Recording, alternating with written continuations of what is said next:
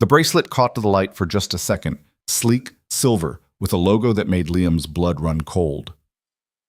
Titan Core Industries. The same corporation that had destroyed his life was now sitting at his kitchen table, smiling at his daughter. Elena had been living under his roof for 3 weeks, becoming part of their lives, earning Chloe's trust. And all that time, she'd been hiding this. His hands trembled as he gripped the edge of the sink, watching the young woman who'd seemed like an answer to his prayers suddenly transform into his worst nightmare. Whatever she was doing here, whatever game she was playing, it was about to end. Tonight. But before we dive into how this nightmare began, I need you to do me a favor. Hit that like button right now. Drop a comment telling me what city you're watching from. I want to see how far this story travels. And stick around until the end because trust me, you won't see this twist coming. The eviction notice had been taped to the door with the kind of aggressive efficiency that spoke of practice. Liam Carter stood in the hallway of his 4th-floor apartment, staring at the bright orange paper like it might disappear if he focused hard enough. Behind him, Chloe's voice drifted from the living room. She was talking to her stuffed rabbit again, creating elaborate conversations that filled the silence their home had become.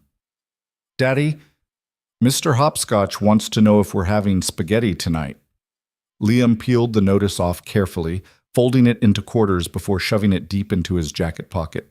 "Yeah, baby, spaghetti sounds good." He'd said the same thing last night, and the night before. The truth was, there were exactly 4 boxes of store-brand pasta left in the cupboard, and after that, he'd have to get creative. The kind of creative that involved choosing between paying the electric bill or feeding his daughter. The kind that made him understand why his father had looked so tired all the time, back before the drinking started. The apartment was a disaster, but it was their disaster. Peeling wallpaper in the kitchen. A bathroom sink that dripped constantly no matter how tight you turned the handle. Windows that rattled when the subway passed underground. But it had 2 bedrooms, and the rent, when he could pay it, was almost manageable. Almost. Liam dropped his keys in the bowl by the door, a chipped ceramic thing that Chloe had painted at school last year. It was supposed to be a flower, but it looked more like a lopsided sun. He loved it more than anything else they owned. "Did you have a good day at school?" Chloe appeared in the doorway, all wild brown curls and gap-toothed smile. 8 years old and already too smart for her own good. She had her mother's eyes, that particular shade of green that looked like sea glass. It killed him every time she looked directly at him. "Mrs. Peterson said my essay was really good. She put a gold star on it. That's my girl." He ruffled her hair, felt her lean into his hand the way she always did. Hungry for touch, for reassurance, for all the things he was barely managing to provide. "You show me after dinner, okay?" She nodded and retreated back to the living room, where Mr. Hopscotch was apparently waiting for her. Liam stood in the doorway and watched her for a moment, the way she sat cross-legged on the couch, the way she tucked her hair behind her ear when she concentrated. Sarah used to do the same thing. His wife had been dead for 2 years, but sometimes it felt like yesterday. Other times it felt like a lifetime. The grief came in waves, unpredictable and crushing. Today it was just a dull ache, familiar as an old scar. The job search had been brutal. Liam had worked as an operations manager for Titan Core Industries for 6 years. Decent pay, good benefits, the kind of stability that let you plan for things. A bigger apartment, piano lessons for Chloe, maybe even a dog. Then came the restructuring. But that's what they'd called it when they gutted the entire department. Restructuring, like they were doing everyone a favor. 300 people gone in a single day. Liam had walked out of that building with a cardboard box and a severance package that barely lasted 4 months. That was 14 months ago.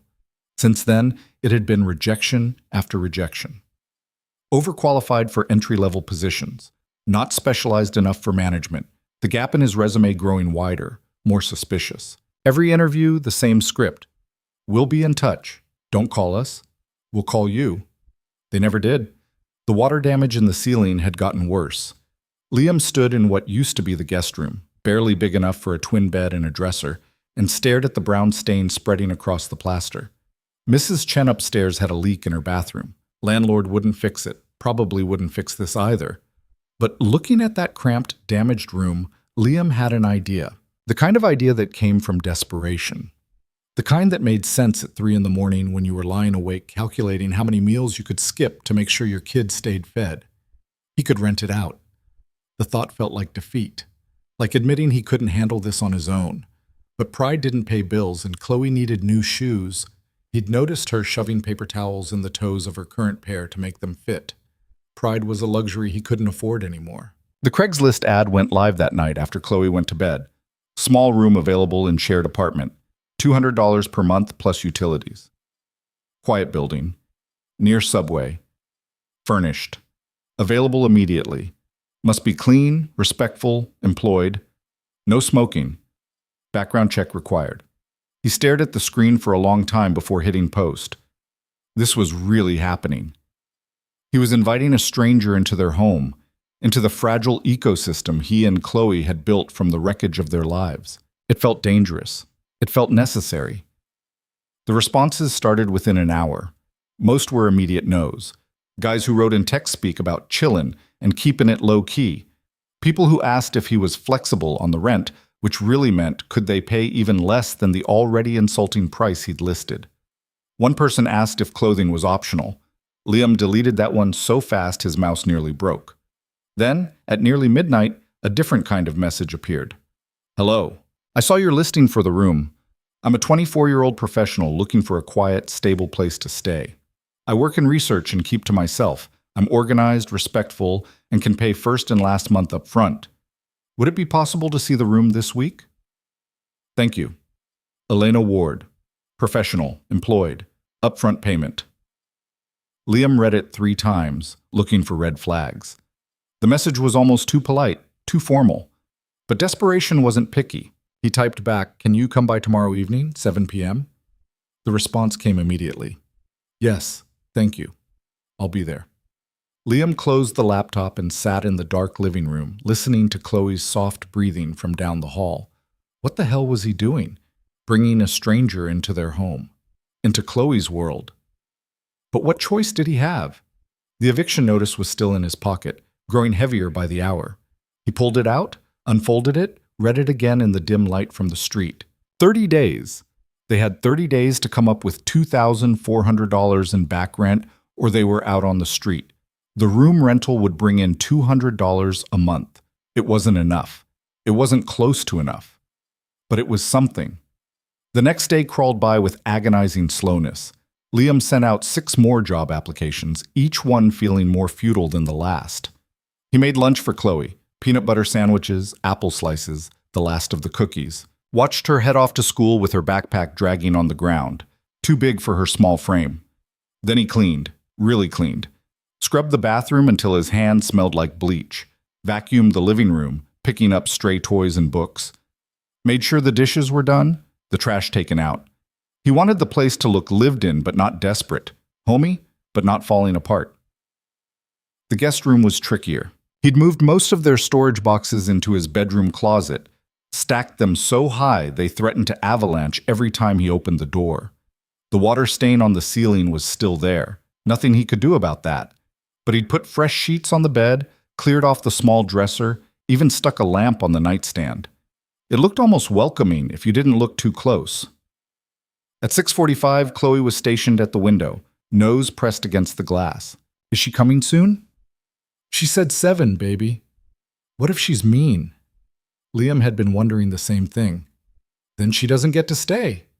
What if she's nice? Then maybe things get a little easier around here. Chloe considered this, her breath fogging the window. Will she like Mr. Hopscotch? Everyone likes Mr. Hopscotch. At exactly 7 o'clock, there was a knock. 3 soft raps, almost hesitant. Liam opened the door and forgot how to speak for a second. Elena Ward was young, younger than he'd expected from the formal email. Mid-20s, maybe, with dark hair pulled back in a practical ponytail and eyes that seemed to take in everything at once. She was wearing jeans and a plain sweater, carrying a single duffel bag over her shoulder. Everything about her screamed temporary, like she could disappear at a moment's notice. "Mr. Carter?" "Liam, just Liam." He stepped back. "Come in." She moved past him carefully, her gaze sweeping the apartment with an intensity that made him self-conscious. Was she judging the worn furniture, the scuffed floors, the toys scattered despite his best cleaning efforts? "This is Chloe." He gestured to his daughter, who had abandoned her window post and was now hiding halfway behind the couch, studying their visitor with open curiosity. Elena's entire demeanor shifted. She crouched down, making herself smaller, less threatening. "Hi, Chloe. I'm Elena. Is that Mr. Hopscotch?" Chloe clutched the stuffed rabbit tighter. "How did you know his name?" "Lucky guess. He looks like a hopscotch." A small smile tugged at Chloe's mouth.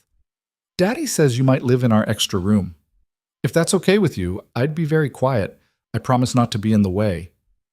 "Do you like spaghetti?" Elena laughed. A real laugh, not the polite kind adults give kids. "I love spaghetti." That seemed to settle it for Chloe, who emerged fully from behind the couch. Liam felt something in his chest unclench slightly. "Let me show you the room." It looked even smaller with another person in it. Elena stood in the center, turning slowly, taking in the cramped space, the water-stained ceiling, the window that looked out onto a brick wall. "It's not much," Liam said. "It's perfect."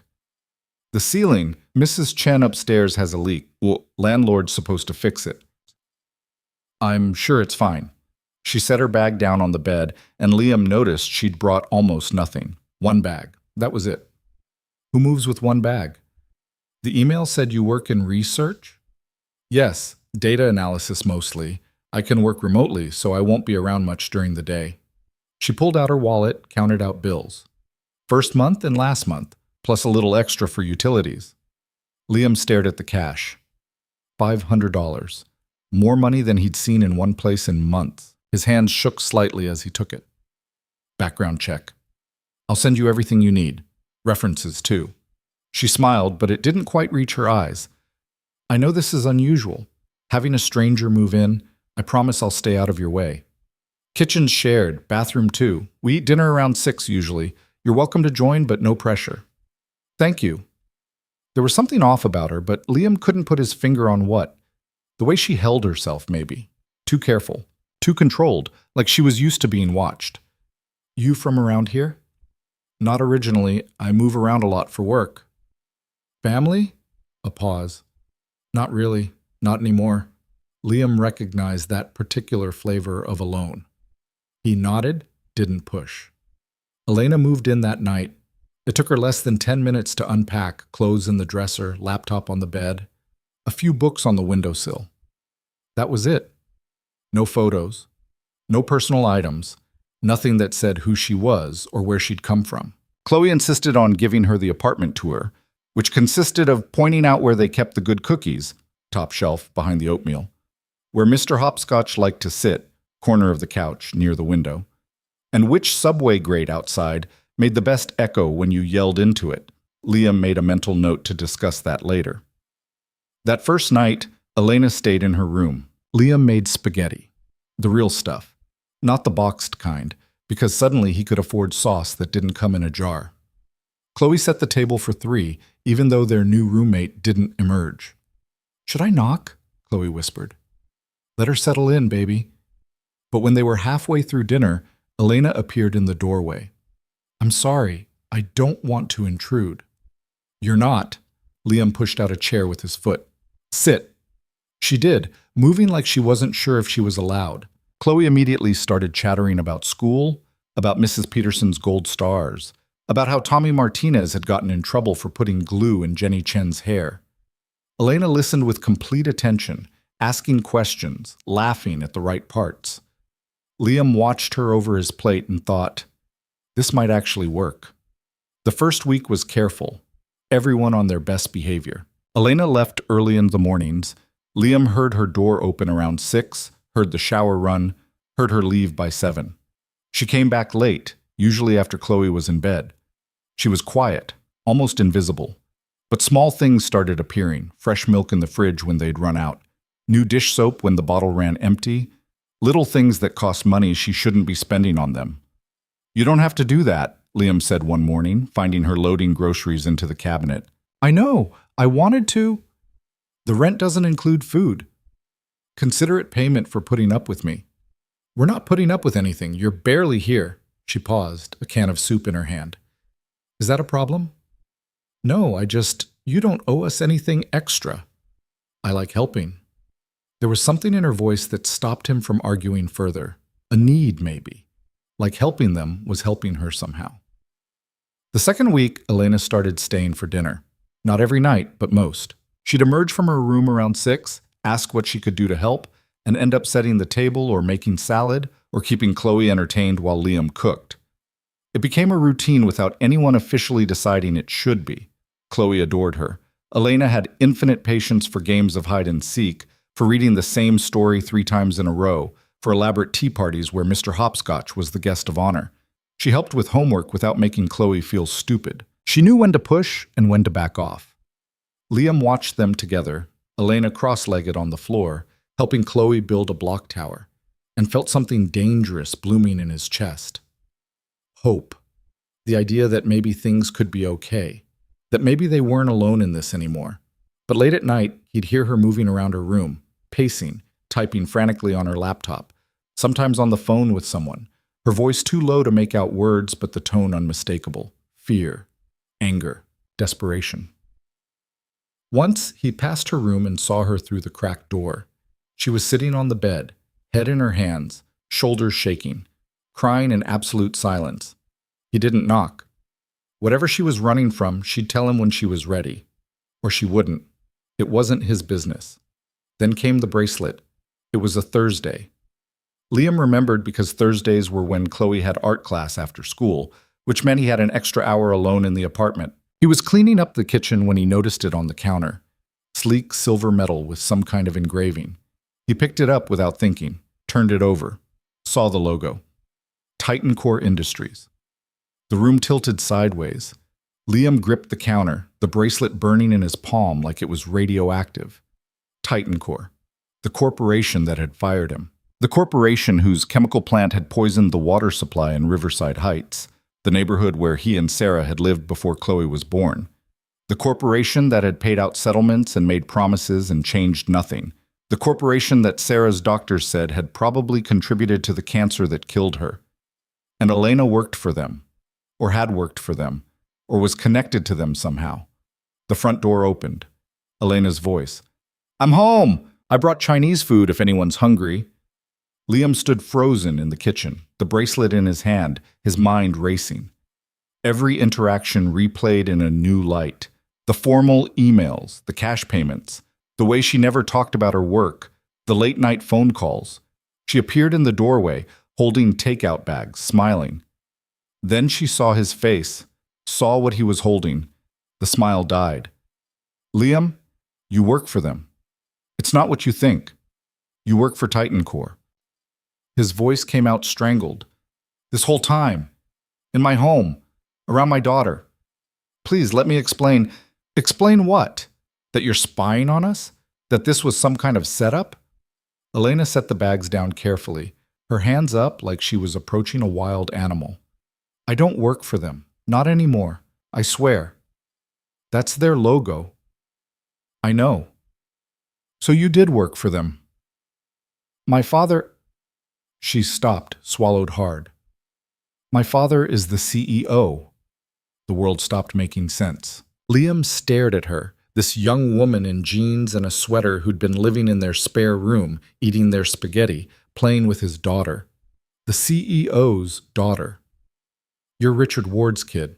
She flinched at the name. "Yes." "Get out." "Liam, please. Get the hell out of my house." You don't understand."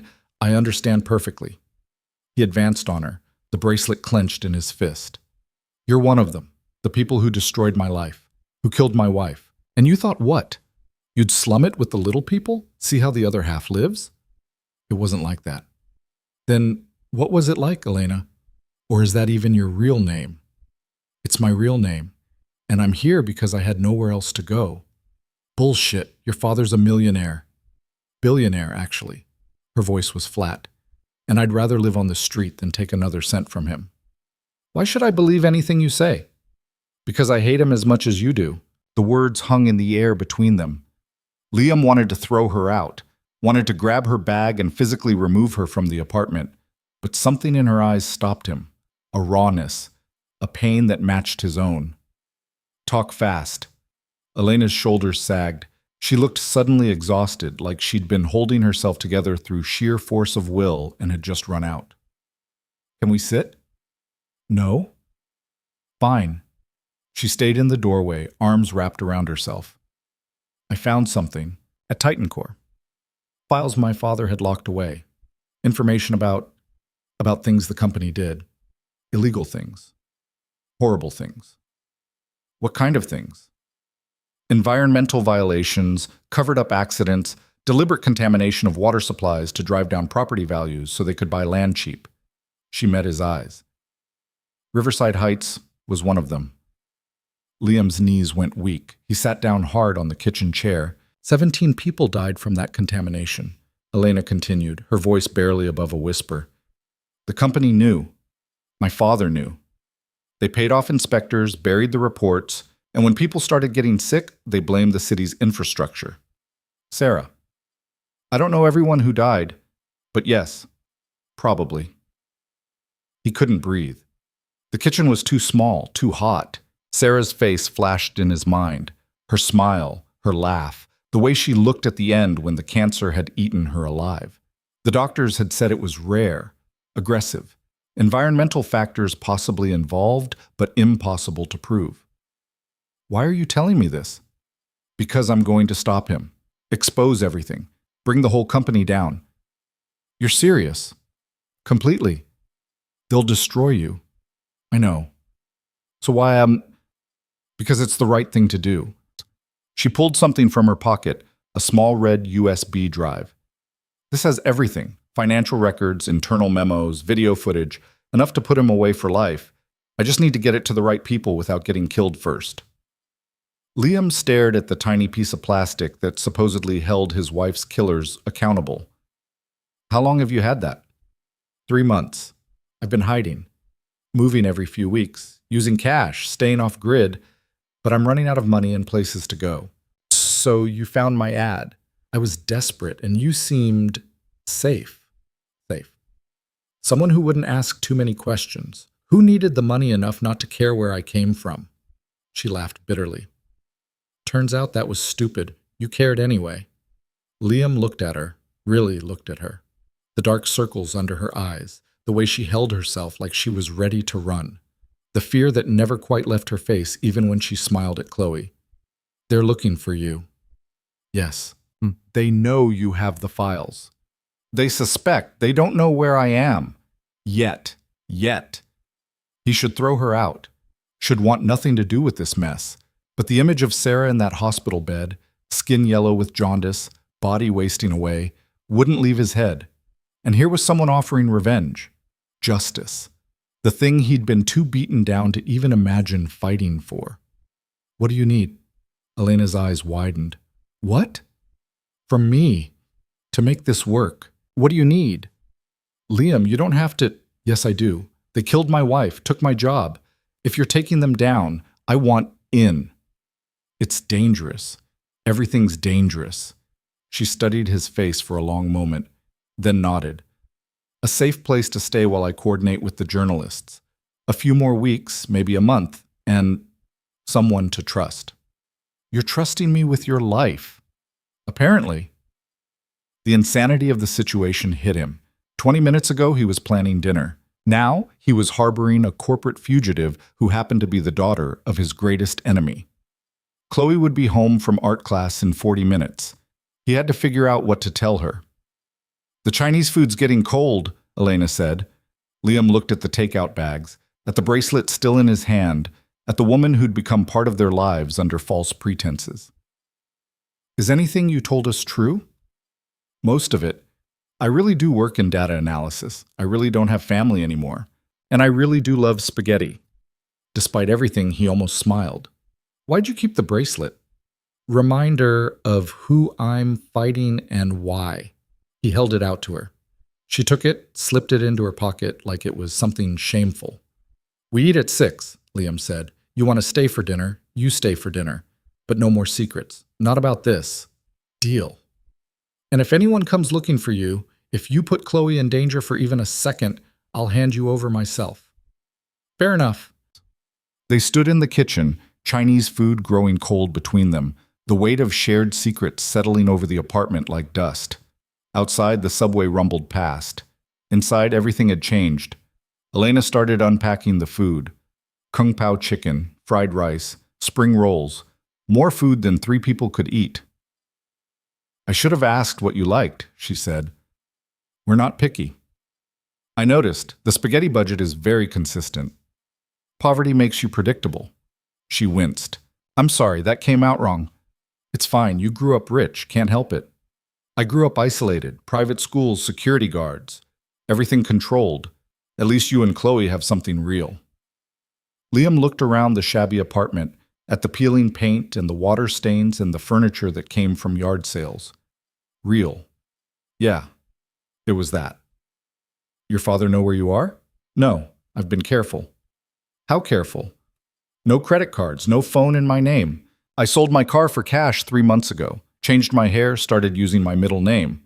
Ward. My mother's maiden name. My real last name is, I know who your father is, don't need to hear the name. The front door crashed open. Chloe burst in, backpack flying, covered in paint. Daddy, I made a picture of Mr. Hopscotch and Mrs. Peterson says it's good enough for the show. She froze, seeing Elena in the kitchen. Then her face lit up.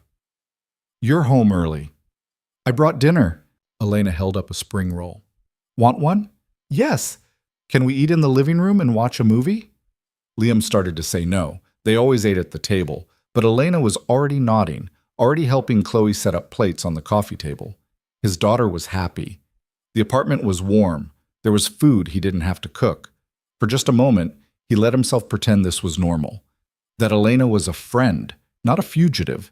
That the USB drive wasn't sitting in her pocket like a ticking bomb. That his wife was just at work and would come home any minute. Then Chloe asked Elena to help her pick a movie, and the moment passed.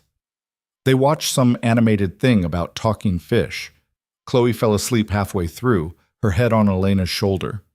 Liam watched them both, this strange little family they'd accidentally formed, and wondered how it was all going to fall apart. Because it would fall apart. Things like this always did. Later, after Chloe was in bed, Liam and Elena cleaned up the kitchen in silence. She washed, he dried. Domestic. Almost peaceful. Thank you, she said finally, for not throwing me out. Don't thank me yet. Still might. Fair. This journalist you're working with, trustworthy? I think so. He's with the National Investigator. Won Pulitzer 3 years ago for the MedTech expose. When do they publish? Soon. We're still verifying some of the documents, making sure everything's airtight. My father's lawyers are vicious. One mistake, and the whole thing falls apart. What happens when it goes public? Federal investigation, probably. Criminal charges, if we're lucky. At minimum, the company collapses. Thousands of people lose their jobs. Thousands of people already lost their jobs when they poisoned half the state. I know.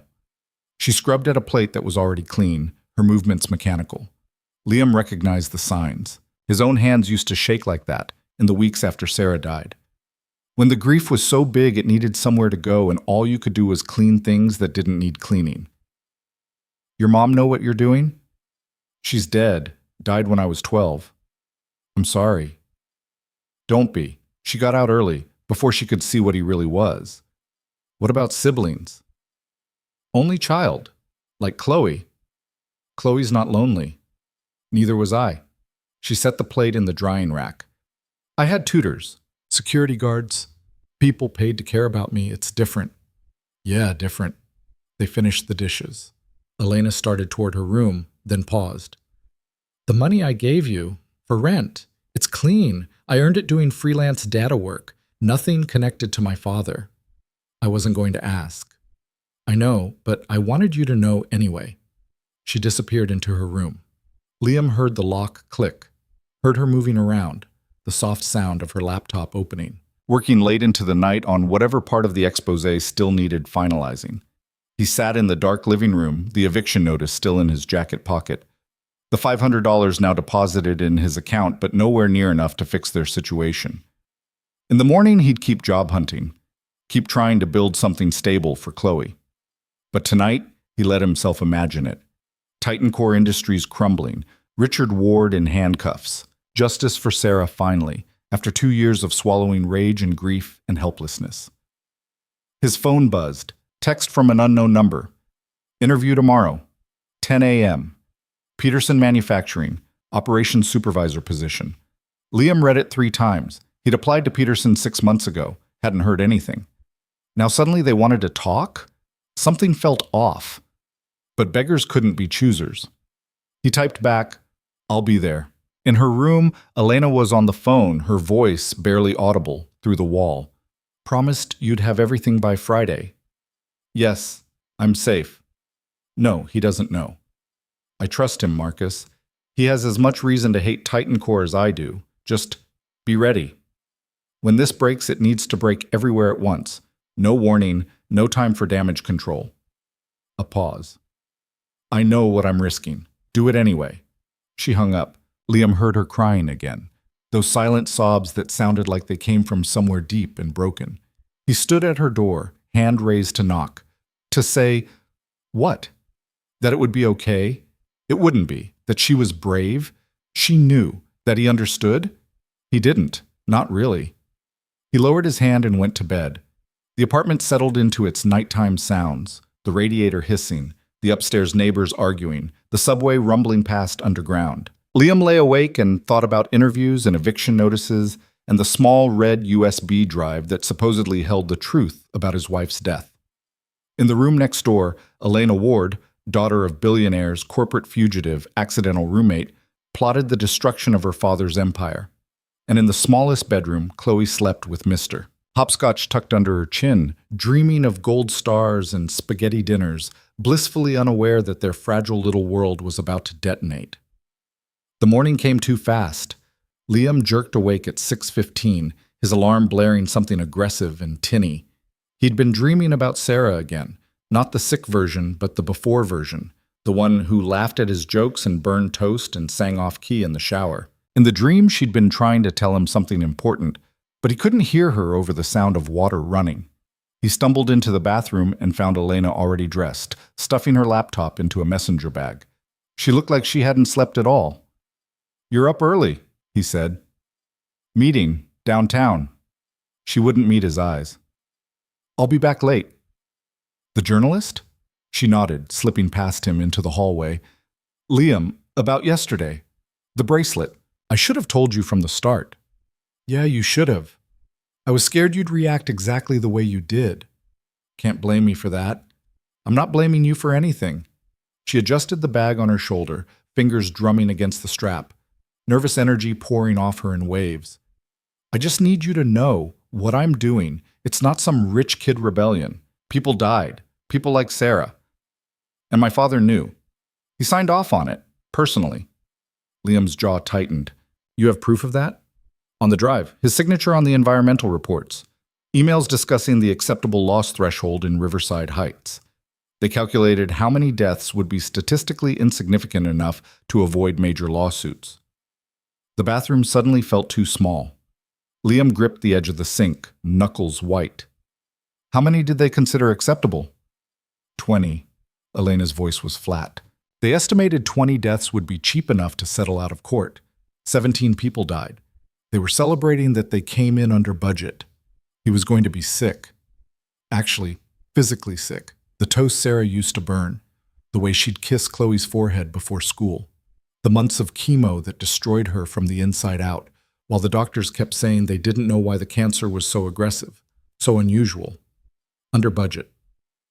"Your interview," Elena said quietly. "Peterson Manufacturing. Be careful." "What do you mean?" "Just be careful. If something feels wrong, trust your gut." She was gone before he could ask what she meant. The front door closed with a soft click. Liam stood in the bathroom, staring at his reflection. A man who looked 10 years older than he was, worn down by grief and poverty and rage he didn't know how to process. Chloe's voice drifted from her bedroom. "Daddy? Is it breakfast time?" He forced his face into something resembling normal. "Yeah, baby, it's breakfast time." They had cereal because they were out of milk for anything else. Chloe didn't complain. She never complained. Just ate her dry Cheerios and told him about the art show at school next week and how Mrs. Peterson was going to display all the best paintings in the hallway where everyone could see them. "Will you come?" she asked. "Wouldn't miss it." "And Elena?" Liam hesitated. I don't know if she'll be here next week. Chloe's face fell. Is she leaving? I don't know, baby. I don't want her to leave. She's nice. I know. Why do people always leave? The question hit him like a punch to the chest. Chloe was 8 years old and already knew that the people you loved disappeared. Her mother, dead. Her friends from the old neighborhood, gone when they had to move. Her father's job, her stability, her sense of safety. All of it erased in the span of 2 years. Sometimes people have to leave, he said carefully. It doesn't mean they want to. Mommy didn't want to leave. No, she didn't. But she did anyway. Yeah, she did. Chloe pushed Cheerios around her bowl, not eating. Elena's in trouble, isn't she? Liam's blood went cold. What makes you say that? I heard her crying, and she jumps every time someone knocks on the door, and she looks at people the way you look when the mail comes and you think it might be bills. Too smart. His daughter was too damn smart. She's going through some stuff, he said, but it's not your job to worry about grown-up problems. Is it bad stuff? It's complicated stuff. Are we helping her? Liam looked at his daughter, all wild curls and fierce loyalty, and a heart too big for her small body. Yeah, I think we are. Good. I like helping people. She finished her cereal and grabbed her backpack. Liam walked her to the bus stop like always, watching her climb the steps and find a seat near the window. She pressed her hand against the glass. He pressed his back. Their ritual. Then the bus pulled away, and he was alone with his thoughts. Peterson Manufacturing was on the north side, in one of those industrial parks that all looked identical. Gray buildings, empty parking lots, the kind of place where ambition went to die quietly. Liam arrived 15 minutes early, tie strangling his neck, resume printed on paper he couldn't afford. The receptionist was young and bored. Liam Carter? That's me? They're running behind. Have a seat. He sat in a plastic chair that was bolted to the floor and pretended to read a magazine about manufacturing innovations. Really, he was watching the door, watching the other people in the waiting room, watching for anything that felt off. Elena's warning echoed in his head. Be careful. 20 minutes passed. 30. The receptionist ignored him completely, typing on her phone with the intensity of someone conducting international diplomacy. Finally, a man in an expensive suit emerged from the back. Mr. Carter? Robert Peterson. Thanks for coming in. The handshake was too firm, the smile too wide. Liam had been in enough interviews to recognize when someone was performing friendliness rather than feeling it. Peterson's office was aggressively normal. Desk, computer. Diplomas on the wall that Liam didn't bother reading. They sat across from each other like chess players. So, operations supervisor. Peterson leaned back in his chair. Big step up from your last position. I have the experience. 6 years at Titan Core Industries, that's impressive. Something in the way he said it made Liam's skin crawl. I was let go during restructuring. Yes, I saw that. Must have been difficult. It was. And your wife passed away around the same time. My condolences. Liam's hands clenched in his lap. Thank you. Peterson smiled, the kind of smile sharks probably practiced. I'll be honest, Mr. Carter. We don't usually hire people with employment gaps this long, but your resume caught my attention. Why? You worked in operations management, specifically in supply chain logistics for chemical processing. That's right. And you were based in the Riverside Heights facility. Every alarm in Liam's head started screaming. For 2 years. Then I transferred to the main office. But you lived in Riverside Heights. Your wife got sick while you were living there. I'm not sure what that has to do with the position. Peterson leaned forward, elbows on the desk. Mr. Carter, can I be frank with you? Please. There's no job. The words hung in the air. Liam felt his stomach drop. Excuse me? This interview. There's no operations supervisor position. I apologize for wasting your time. Peterson pulled out a business card, slid it across the desk. But I'd like to talk to you about something else. Something that might be mutually beneficial. Liam stared at the card. No company name, just a phone number and the name Robert Peterson. I don't understand. I work for a firm that specializes in corporate risk assessment. We've been tracking some irregular activity related to Titan Core Industries. Stolen proprietary information. A young woman who's been making threats against senior leadership. The temperature in the room dropped 20 degrees. Liam's hand moved to the card but didn't pick it up. I still don't understand what this has to do with me. This woman, Elena Ward, she's been moving around, staying off grid, using cash. But people like her always make mistakes eventually. They get comfortable. They trust the wrong person. Why are you telling me this? Peterson's smile widened. Because 3 weeks ago, you posted an ad on Craigslist. Room for rent. Cheap. Exactly the kind of thing someone trying to disappear would look for. Liam's heart was hammering so hard, he was sure Peterson could hear it. I rented the room to someone. So what? So we'd like to know who. That's none of your business. Mr. Carter. Peterson's voice went hard. The person who has this information, they're in possession of stolen corporate property. That's a federal crime. Anyone harboring them becomes an accessory. Do you understand what I'm saying?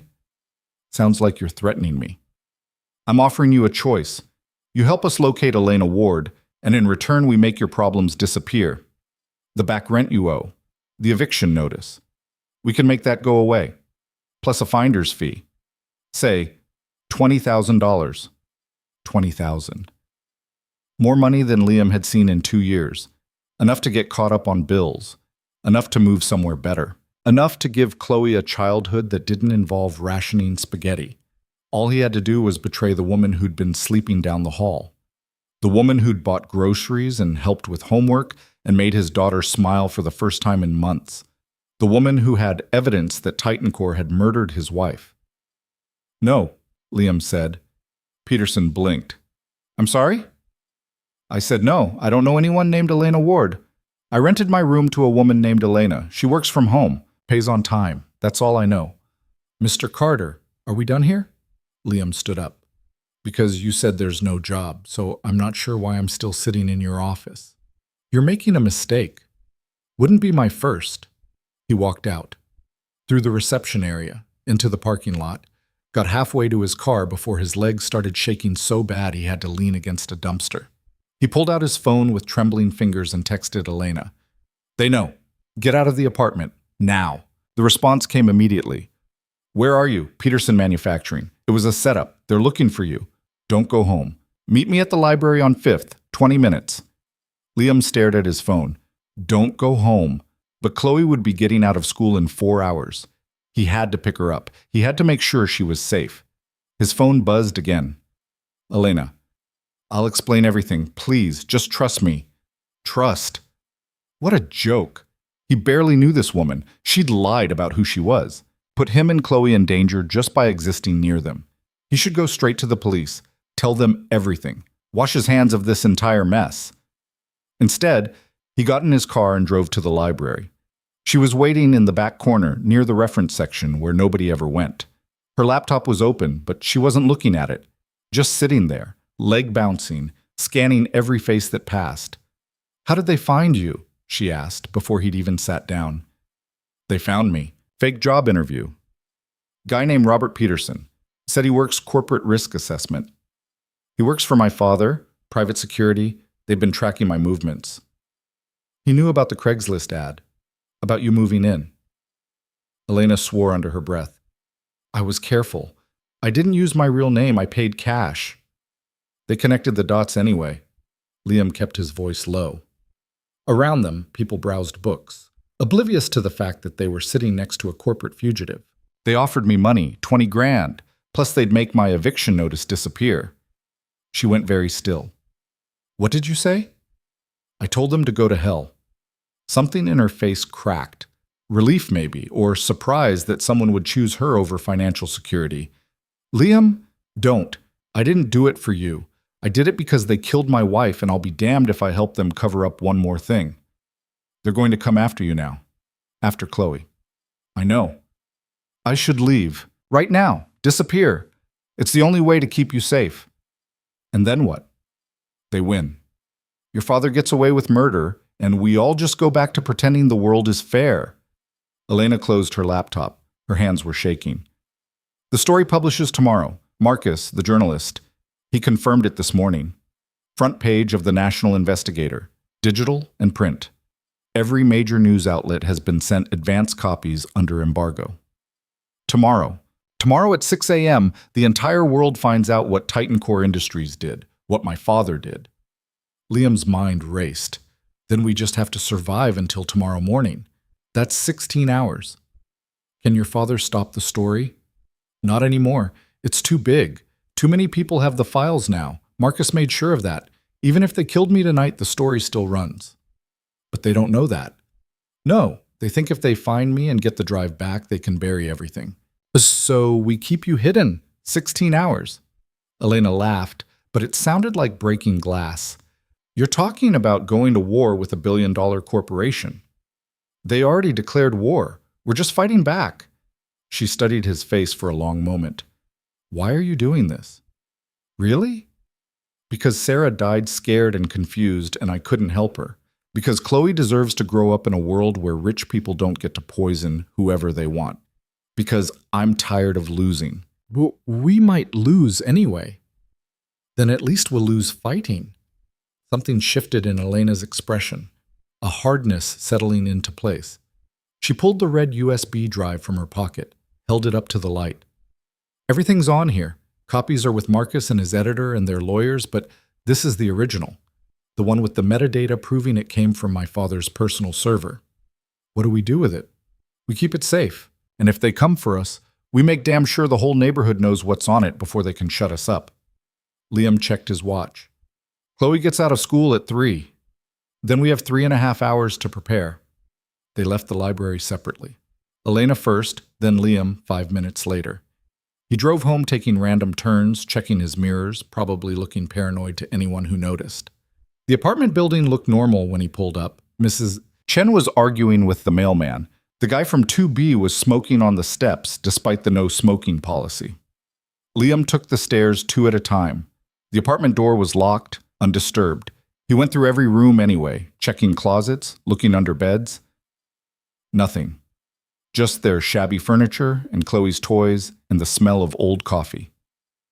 He was in the kitchen when Elena slipped in through the front door. She'd changed clothes, jeans and a dark hoodie, hair tucked under a baseball cap, trying to look anonymous. They haven't been here yet, Liam said. They will be. Probably waiting to see if I come back.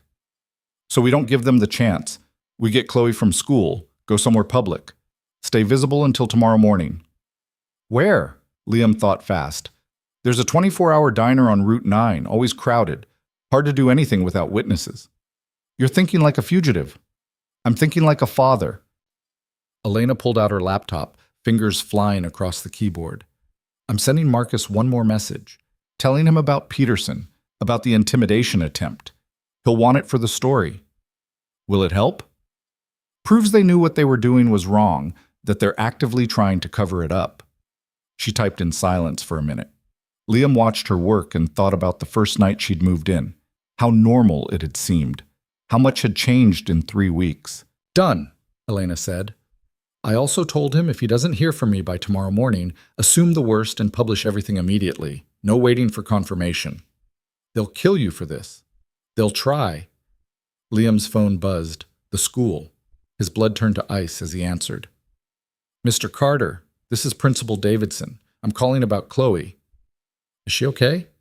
She's fine, but there was a man here earlier asking questions about her. Said he was from Child Protective Services. Wanted to know about her home situation. What did you tell him? Nothing. We have protocols for these situations. But Mr. Carter, he knew specific details.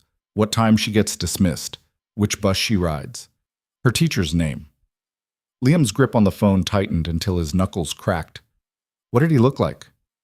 Tall. Expensive suit. He left a card, but when I called the number, it was disconnected. Keep her inside. Don't let her leave the building. I'm coming to get her right now. Mr. Carter, is everything all right? Just keep her inside. He hung up. Elena was already grabbing her bag. They went after Chloe, Liam said, voice shaking. They threatened my daughter. We need to move. Now! They were out the door in 30 seconds, down the stairs, into Liam's car. He drove like the city was on fire, running yellow lights, cutting through traffic. Elena kept checking over her shoulder, watching for cars that followed too close. The school was a squat brick building surrounded by chain-link fence. Liam parked illegally and ran inside. Elena stayed in the car. less suspicious that way. Principal Davidson met him in the office. She was older, gray-haired, the kind of administrator who'd seen everything and was impressed by nothing. "She's in my office. I didn't tell her about the man. Didn't want to scare her. Thank you." "Mr. Carter, is your family in some kind of trouble?" "I can't explain right now, but yes, we are. Do you need me to call the police?" Liam almost laughed. The police, like they could stop a corporation with unlimited resources and no morals. "No, we just need to leave. Today. Right now." Davidson studied his face. Whatever she saw there made her nod. "Take care of that little girl." "I will." Chloe was sitting in the principal's office, swinging her legs, completely unaware that someone had been hunting her. She lit up when she saw him. "Daddy!" "Did you get the job? We'll talk about it later, baby. Right now we need to go." "But school's not over." "I know, special circumstances." She grabbed her backpack without arguing, too used to sudden changes, too used to adapting. They walked to the car together, his hand tight on her shoulder. Elena had moved to the back seat. Chloe climbed in next to her. "Are we going on an adventure?" Chloe asked. "Something like that," Elena said. "How do you feel about diners?" "I like pancakes." "Then you're going to love where we're going." Liam pulled out of the parking lot, watching his mirrors. A black sedan had been parked across the street. Now it was moving, following them. "We've got company," he said quietly. Elena turned, looked through the back window. Silver sedan, 2 people inside. "Can you see their faces?" "No, tinted windows." Liam took a right turn, then another. The sedan stayed 3 cars back. Professional. Confident they wouldn't lose the target. "Daddy?" Chloe's voice was small. "What's happening?" "Remember how we talked about Elena being in trouble? And how we're helping her?" "Yeah. Well, some people are looking for her. Bad people. And we need to make sure they don't find her." "Are they following us right now?" "Too smart. Way too smart." "Yeah, baby, they are." "What do we do?" Elena leaned forward. "We go somewhere crowded. Somewhere they can't do anything without everyone seeing." "The diner," Liam said. "How far?" 20 minutes. "We're not going to make it. They're getting closer." Liam looked in the mirror. She was right. The sedan had moved up, now only 1 car back. Through the windshield, he could see shapes. 2 men, both big. His phone rang. Unknown number. He answered on speaker. "Mr. Carter." Peterson's voice smooth as oil. "I think we should talk. I think you should stop following me. We just want to have a conversation. About Miss Ward, about your future." "I told you, I don't know anyone by that name." "Really? Then I suppose that's not Elena Ward sitting in your back seat right now." Chloe grabbed Elena's hand. Elena squeezed back, her face pale. "What do you want?" Liam asked. "Pull over. Hand over the USB drive. Walk away. You and your daughter go home. No harm. No consequences." "And Elena?" "That's not your concern." "Actually, it is. She's my tenant, which means she's under my protection." Peterson laughed. "Your protection. That's touching." "Mr. Carter, you're unemployed. You're being evicted. You have no resources, no leverage, no power. What exactly do you think you can protect her from?" "From you. I'm not the threat here. The men in the car behind you, they're contractors, not particularly patient, not particularly gentle. If you make this difficult, they'll make it painful, for everyone involved, including Chloe." Rage flooded through Liam's body like poison. "You touch my daughter? Then don't make me. Pull over. Give us the drive. This all ends quietly." Liam looked at Elena in the mirror. She was holding Chloe, both of them pressed against the seat. His daughter's eyes were wide with fear. This was his fault. He'd said yes to Elena moving in. He'd chosen to help her, and now Chloe was paying the price. "I need to think," he said. "You have 30 seconds. Liam hung up. The sedan was right behind them now. He could see the driver clearly, shaved head, neck like a tree trunk.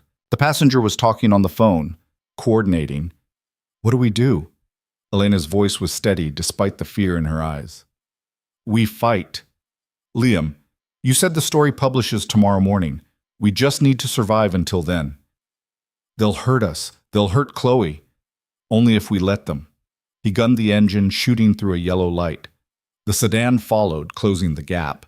They were in the middle of downtown now, buildings on either side, traffic getting heavier. Liam's mind raced through options. They couldn't outrun these guys, couldn't fight them, but maybe they could outsmart them. Elena, where's the nearest police station? 2 blocks. Why? Because even Peterson's goons won't try something in front of a dozen cops. He took a hard left, tires squealing. The sedan nearly clipped a taxi following them. Horns blared, people shouted. Liam didn't care. He could see the station ahead, a blocky concrete building with police cars parked out front. He pulled into the lot, parked directly in front of the entrance. The sedan stopped half a block away, engine idling. Everybody out, nice and slow. They climbed out of the car. Liam held Chloe's hand. Elena stayed close. Together they walked up the steps to the police station. Behind them, the sedan waited. Inside, the station smelled like coffee and frustration. A sergeant sat behind bulletproof glass, looking bored. Help you? Liam's mind went blank. What was he supposed to say? That a corporate hit squad was following them? That they needed protection from billion-dollar criminals? Who would believe that? Elena stepped forward. We need to report harassment. Those men in the silver sedan outside have been following us, taking pictures of my daughter. She gestured to Chloe. We're scared. The sergeant looked out the window, saw the sedan, suddenly looked more interested. How long they've been following you? 20 minutes. You get a license plate? No, sir. He picked up a radio, called it in. 2 officers emerged from the back, heading for the door. The sedan saw them coming and pulled away, disappearing into traffic. They're gone, the sergeant said. But I'll file a report. You want to press charges? We just want them to leave us alone, Elena said. The sergeant handed them a form. Fill this out. We'll add it to the file. They sat in the waiting area, pretending to fill out paperwork. Chloe leaned against Liam, exhausted. Elena watched the door, waiting for the sedan to return. It didn't. An hour passed, then 2. The sergeant changed shifts. New cops came and went. Finally, as the sun started setting, Liam decided they'd waited long enough. We should go, he said quietly. Where? The diner, like we planned. Stay in public until morning. They left the station carefully, checking for the sedan. The street was clear. Liam's car sat where they'd left it, untouched. They got in, drove to the diner in silence. Route 9. Diner was exactly what it sounded like. A chrome and neon throwback serving mediocre food 24 hours a day. The parking lot was half full. Through the windows, Liam could see families, truckers, teenagers looking for somewhere to kill time. Witnesses, dozens of them. They went inside, found a booth in the back corner where they could see both exits. Chloe ordered pancakes. Elena ordered coffee. Liam ordered nothing because his stomach was trying to crawl out of his throat. What now? Elena asked. Liam checked his watch. 6 more hours until the story breaks. We stay here. We stay visible. We stay alive. And then? Then your father goes to prison and we figure out how to put our lives back together. Chloe poured syrup on her pancakes with intense concentration. I like this diner. Yeah, baby? Yeah, it's nice. Can we come back here sometime? Liam looked at his daughter, covered in syrup, completely oblivious to the danger she was in, still finding joy in pancakes and bright lights. Sure. We can come back here whenever you want. Elena's phone buzzed. She checked it, her face going pale. Marcus just sent me the final version of the article, with photos. Photos of what? My father, signing the environmental waivers, emails discussing Riverside Heights, the settlement agreements with confidentiality clauses. She scrolled through, her hands shaking. It's all here, everything we need. Show me. She turned the phone. Liam read the headline. Titan Core Industries CEO authorized deadly water contamination, documents reveal. Below it, a photo of Richard Ward at his desk, looking powerful and untouchable. Not for much longer. The article laid it out in brutal detail. The contamination, the cover-up, the deaths. The settlements paid to grieving families in exchange for silence. 17 people dead, including names. Including Sarah Marie Carter, age 34, survived by her husband and daughter. Liam's vision blurred. Seeing her name in print, seeing her death categorized as an acceptable loss by men who'd never met her, who didn't know she sang off key, who didn't know she burned toast, who didn't care. Tomorrow, he said. Tomorrow the whole world knows. Tomorrow we burn it all down, Elena agreed. They sat in that diner booth as night fell completely, watching the door, drinking bad coffee, counting down the hours until sunrise, until justice, until the moment when everything changed. Outside in the parking lot, the silver sedan pulled in, parked 3 spaces away, and waited. Liam saw the sedan first. His coffee cup stopped halfway to his mouth, suspended in the air like the moment before a car crash. Elena followed his gaze through the diner window, her face draining of color. "They found us," she whispered. Chloe was still working on her pancakes, oblivious. Syrup dripped from her fork onto the table. The normalcy of it, a kid eating breakfast food at 8 o'clock at night, made everything else feel surreal. "How long do we have?" Liam asked. Elena checked her phone. 4.5 hours until the story goes live. The sedan's doors opened. 2 men got out. Not the same ones from earlier, these were different, younger. They stretched like they'd been sitting for a long time, then leaned against the car, watching the diner entrance. Not moving, just watching. "They're not coming in," Elena said. "Not yet. They're waiting for us to leave." "So we don't leave." Liam looked around the diner. The waitress was refilling coffee for a trucker at the counter. A family with 3 kids occupied a booth near the front. 2 teenagers were sharing cheese fries and ignoring each other's phones. Normal people having a normal night, completely unaware that a corporate war was being fought in their presence. "We can't stay here forever," he said. We only need until morning. Chloe needs to sleep." "I'm not tired," Chloe announced, though her eyes were starting to droop. "Can I have more syrup?" Elena slid the bottle across. "You can have whatever you want." The waitress appeared at their table. Name tag said Denise. Face said she'd been doing this job for 20 years and had seen everything. "You folks need anything else?" "Just coffee," Liam said. "Keep it coming." Denise looked at Chloe, then at the window, then back at Liam. Something in her expression shifted. "Those men outside, they bothering you?" "We're fine." "Uh-huh." She didn't sound convinced. "Well, just so you know, my husband's the cook. Used to be a Marine. Doesn't like it when people make trouble in his diner." "Good to know." She walked away. Elena leaned forward. "She knows something's wrong. Everyone knows something's wrong. We've been here 3 hours and ordered 1 meal. So we order more." "With what money?" Elena pulled out her wallet, put 2 20s on the table. "I've got it." "You've been paying for everything, the groceries, the utilities. Now this." "I have money. You don't. It's not complicated. It's your father's money. It's money I earned doing data analysis for companies that aren't actively murdering people. There's a difference." She caught Denise's eye, waved her over. "Can we get some fries and maybe some pie? Apple or cherry?" "Both." Denise wrote it down, gave them another long look, and disappeared into the kitchen. Through the service window, Liam could see her talking to a big man in a cook's apron, the husband. He glanced toward their booth, then toward the window where the sedan was parked. "I think we just recruited allies," Elena said. "Or she's calling the cops. Either way, it's better than being alone." Chloe had given up on the pancakes and was drawing on the paper placemat with a crayon someone had left behind. She drew their apartment building, complete with the crooked fire escape and Mrs. Chen's window boxes. Then she drew 3 stick figures standing in front of it. "That's us," she said, pointing. "Daddy, me, and Elena." "That's really good, baby. We look happy." Liam stared at the drawing.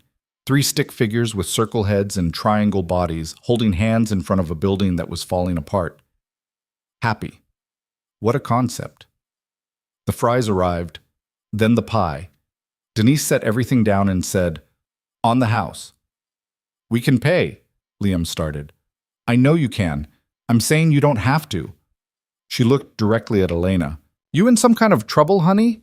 Elena hesitated. Liam could see her calculating how much to say, how much to hide. Finally, she said, "Yes." "The bad kind?" "The worst kind." Denise nodded like this confirmed something she'd already suspected.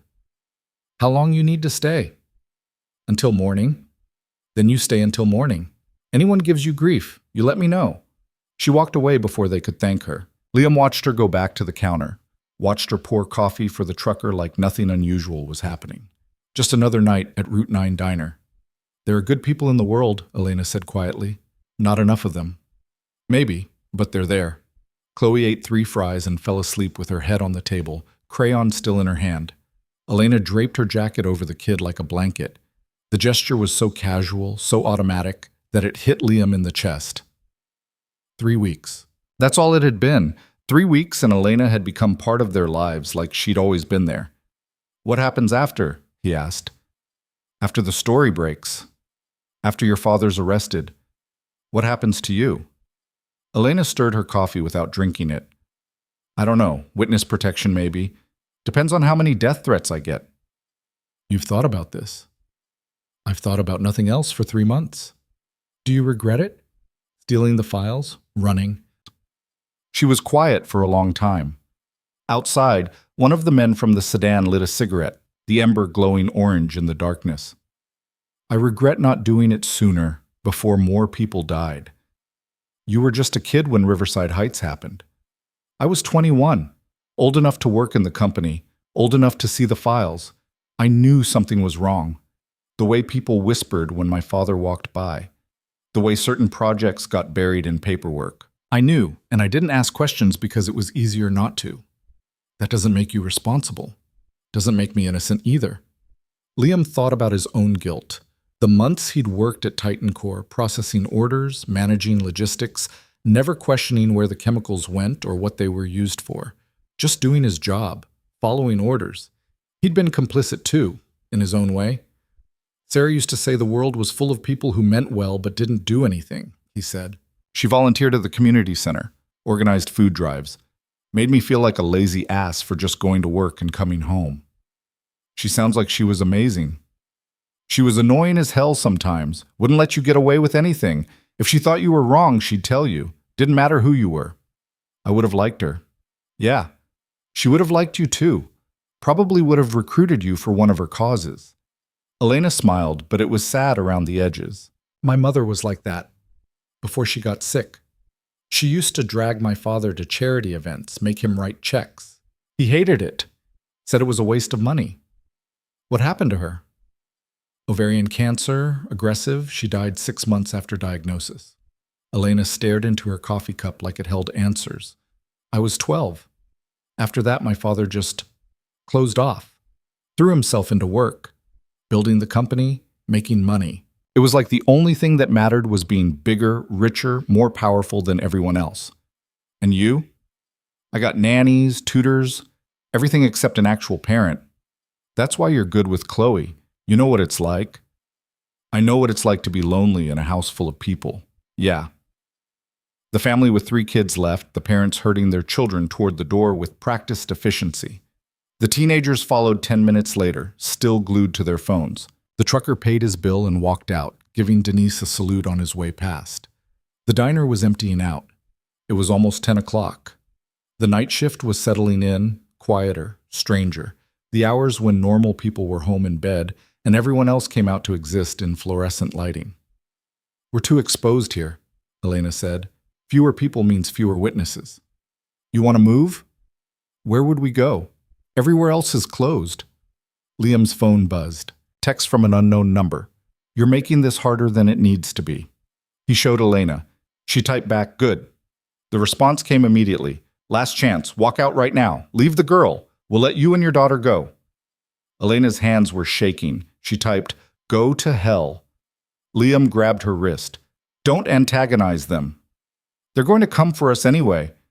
Might as well make it clear we're not backing down. Think about Chloe. I am thinking about Chloe.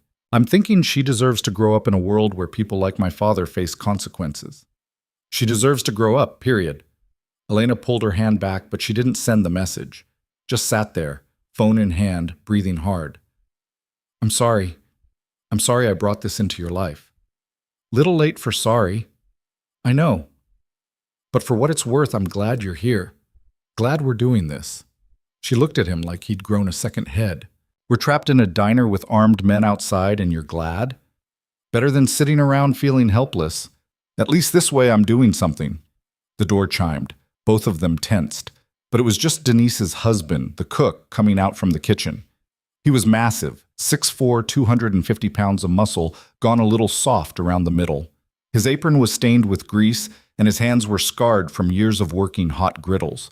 He pulled up a chair, sat down at their booth like he'd been invited. "Name's Frank." "Liam, this is Elena. Denise says you folks are in trouble. We don't want to involve you." "Too late. You're in my diner. That makes it my business." Frank folded his arms across his chest. "Those guys outside, what do they want?" Elena and Liam exchanged looks. Finally, Elena said, "Me? They want me." "What did you do?" "Stole something that doesn't belong to me." "Money?" "Information," Frank grunted. "You kill anybody?" "No." "You planning to?" "No." "Then as far as I'm concerned, we're good. You need help, you say so." "Why would you help us?" Liam asked. "You don't know us?" "Don't need to. I know the look of people being hunted. Seen it before. Iraq, 2003. He tapped the tattoo on his forearm, USMC, with dates. Sometimes the people doing the hunting are the bad guys. Sometimes it's the ones running. And you can tell which is which? Usually. Those men outside? They're professionals. Corporate types. The kind that get paid to make problems disappear. Frank looked at Elena. "You must have pissed off someone important." "My father." "He send them?" "Yes." "Your father sends armed men after you. He's not much of a father." "No, he's not." Frank stood up, all 6'4" of him unfolding like a wall. "All right. Here's how this works. You stay as long as you need. Anyone tries to come in here and start something, they deal with me first. Understood?" "You don't have to do this," Elena said. "Yeah, I do, because if I don't, I won't be able to look at myself in the mirror tomorrow. And I'm ugly enough already." He walked back toward the kitchen, calling over his shoulder. "You want more coffee? Just holler." Denise appeared a minute later with fresh cups. "Frank read you the riot act." "Something like that," Liam said. "Don't mind him. He's a softy under all that gruff." She topped off their coffee. "We close at 6 a.m. for cleaning. That give you enough time?" "The story publishes at 6, Elena said. "What story?" "Long story, but yes, 6 is perfect." "Good, then we'll keep you safe until 6. After she left, Liam said, "We don't deserve this." "Probably not," Elena agreed, "but I'll take it anyway." Midnight came and went.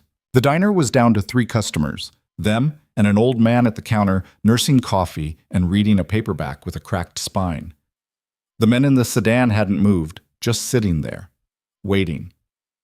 Liam dozed off sometime around 1, his head against the window, dreaming about interviews that weren't real and jobs he'd never get. He woke to find Elena shaking his shoulder. "They're moving!" He sat up, instantly alert. The sedan's doors were opening again, both men getting out, walking toward the diner with the slow confidence of people who knew they had all the power. Frank emerged from the kitchen like he'd been watching the whole time. He positioned himself behind the counter, big arms crossed, face blank. Denise stopped pretending to wipe down tables and stood near the register. The door chimed. The 2 men walked in. They were younger than Peterson, late 20s, early 30s, both wearing jeans and jackets that didn't quite hide the bulk of whatever they were carrying underneath. One was tall and blonde. The other was shorter, darker, with a scar running from his eyebrow to his cheekbone. Scarface looked around the diner, his gaze landing on their booth.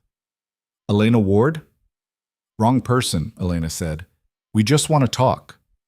"Then talk from over there." The blonde one took a step forward. Frank cleared his throat, a sound like rocks grinding together. "Gentlemen, you ordering food or making trouble?" "We're not here for food," Scarface said. "Then you're making trouble. And I don't allow trouble in my establishment." "This doesn't concern you, old man." "See, that's where you're wrong. Everything that happens in this diner concerns me. I'm the owner." The blonde one put his hand inside his jacket. Liam's blood went cold, but Frank didn't even blink, just stood there, immovable as a mountain, staring them down. "You really want to do this?" Frank asked. "In front of witnesses? In front of a kid?" Scarface glanced at Chloe, still sleeping under Elena's jacket.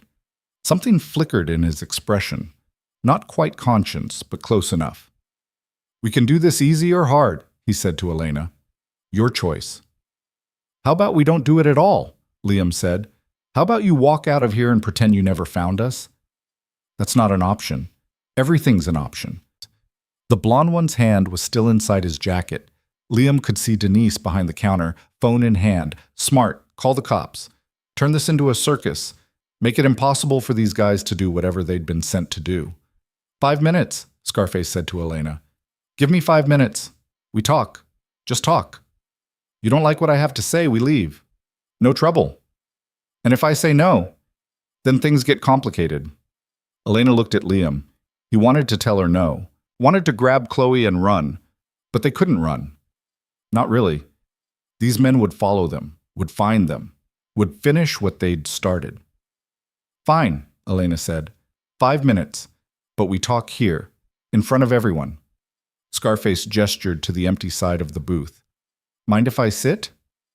"Actually, I do." "Fair enough." He stayed standing. His partner backed up to the door, blocking the exit. "You know why we're here?" "I can guess." "Mr. Ward, your father, he wants to resolve this situation. No lawyers, no police, no publicity, just a conversation between family." "We're not family, not anymore." "Blood doesn't stop being blood just because you're angry." "He murdered 17 people. I'm past angry." "Your father says those deaths were tragic but unintentional, unforeseen consequence of a complex industrial process." Elena laughed, harsh and bitter. "Unforeseen, that's what we're calling it now?" "He's willing to make a deal, return the files, drop the story. In exchange, he'll fund whatever cause you want. Environmental cleanup, victim compensation. Name your price." "There is no price." "Everyone has a price." "Not me." Scarface leaned forward slightly, his voice dropping. "Miss Ward, be smart about this. You release that story, you're not just destroying your father, you're destroying yourself. No company will hire you. No bank will work with you. You'll be radioactive." "Good. I don't want their money anyway." "What about them?" He nodded toward Liam and Chloe. "You willing to destroy their lives, too?" "Leave them out of this," Liam said. "Can't do that.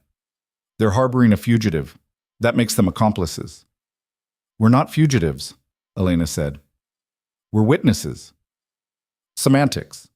Frank's voice cut through the conversation like a cleaver. "Your 5 minutes are up." Scarface ignored him. "Last chance, Miss Ward. Come with us now. Work this out with your father. Everyone walks away clean." "Or what?"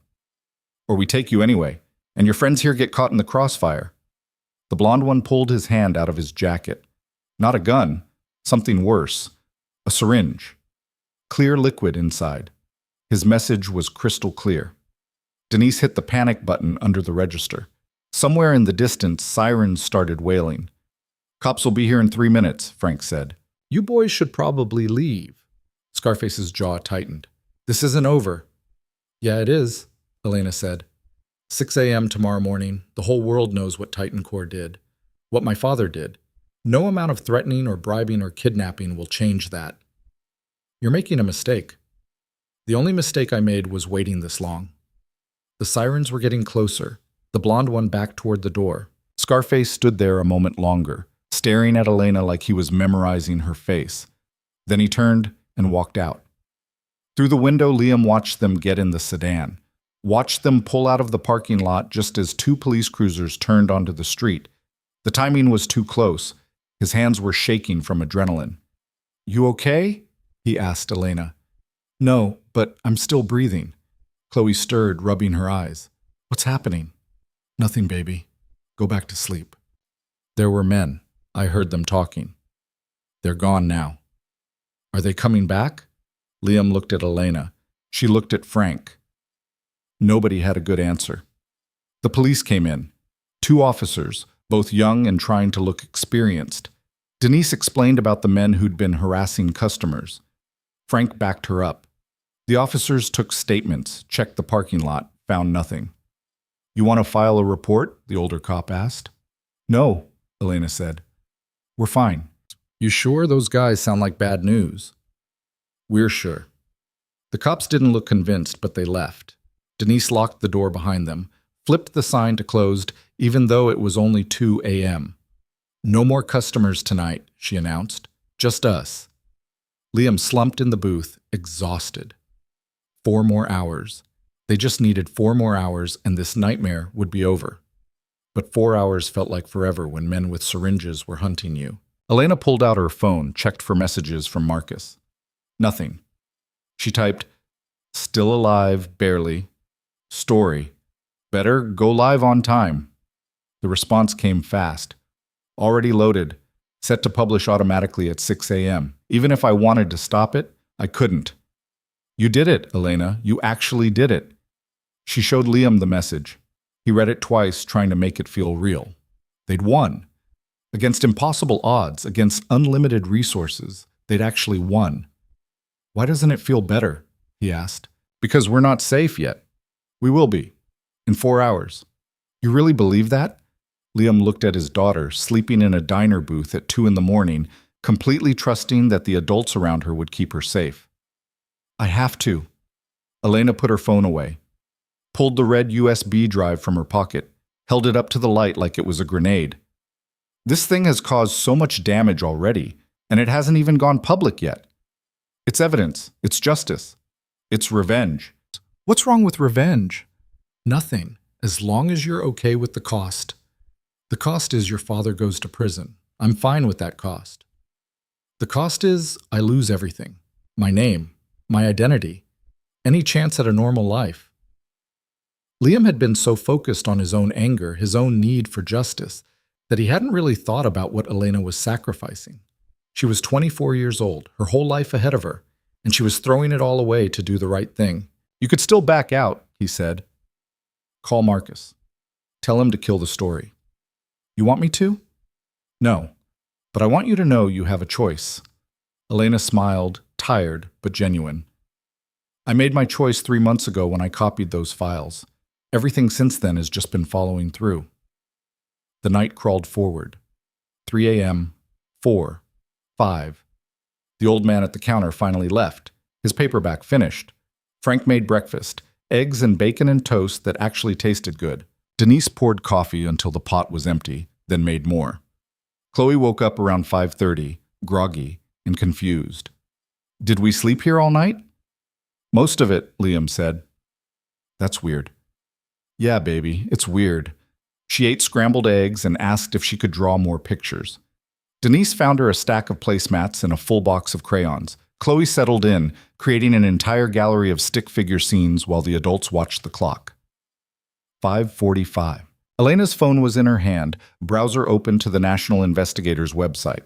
The front page showed yesterday's news. In 15 minutes, it would show something very different. "You nervous?" Liam asked.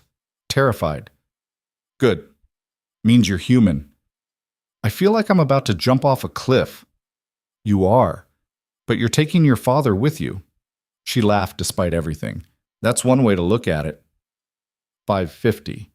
Frank and Denise had stopped pretending to work. They stood behind the counter, watching, waiting, like they understood this was history happening in their diner and they wanted to witness it.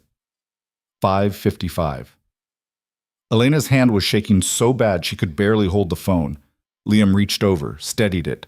Their fingers touched. She didn't pull away. "Whatever happens," she said, "thank you for not throwing me out, for helping me, for believing me. Thank you for giving me something to fight for."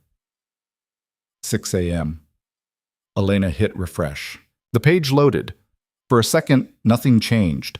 Then the headline appeared, black text on white background, impossible to ignore. Titan Core Industries CEO, authorized deadly water contamination, documents reveal. 17 dead in Riverside Heights cover-up. Below it, the article. Thousands of words, photos, documents, everything they'd fought for, everything Elena had sacrificed for, right there for the entire world to see. Her phone started ringing, then ringing again. Text messages flooding in, news alerts, social media exploding. The story was spreading like wildfire, jumping from site to site, impossible to contain. Denise turned on the TV behind the counter. Channel 7 News. The anchor was already talking about it, looking shocked and reading from a script that had clearly just been handed to her. Breaking news this morning as revelations about Titan Core Industries and CEO Richard Ward. Elena's phone rang again. Marcus's number. She answered on speaker. "It's done," he said. "Every major outlet has picked it up. FBI's already issued a statement saying they're opening an investigation. Elena, you did it. You actually took down Richard Ward." She closed her eyes, tears streaking down her face. "Is he arrested yet?" "Not yet, but soon. Federal marshals are on their way to his house right now." "Good. How are you holding up?" "Ask me in a week.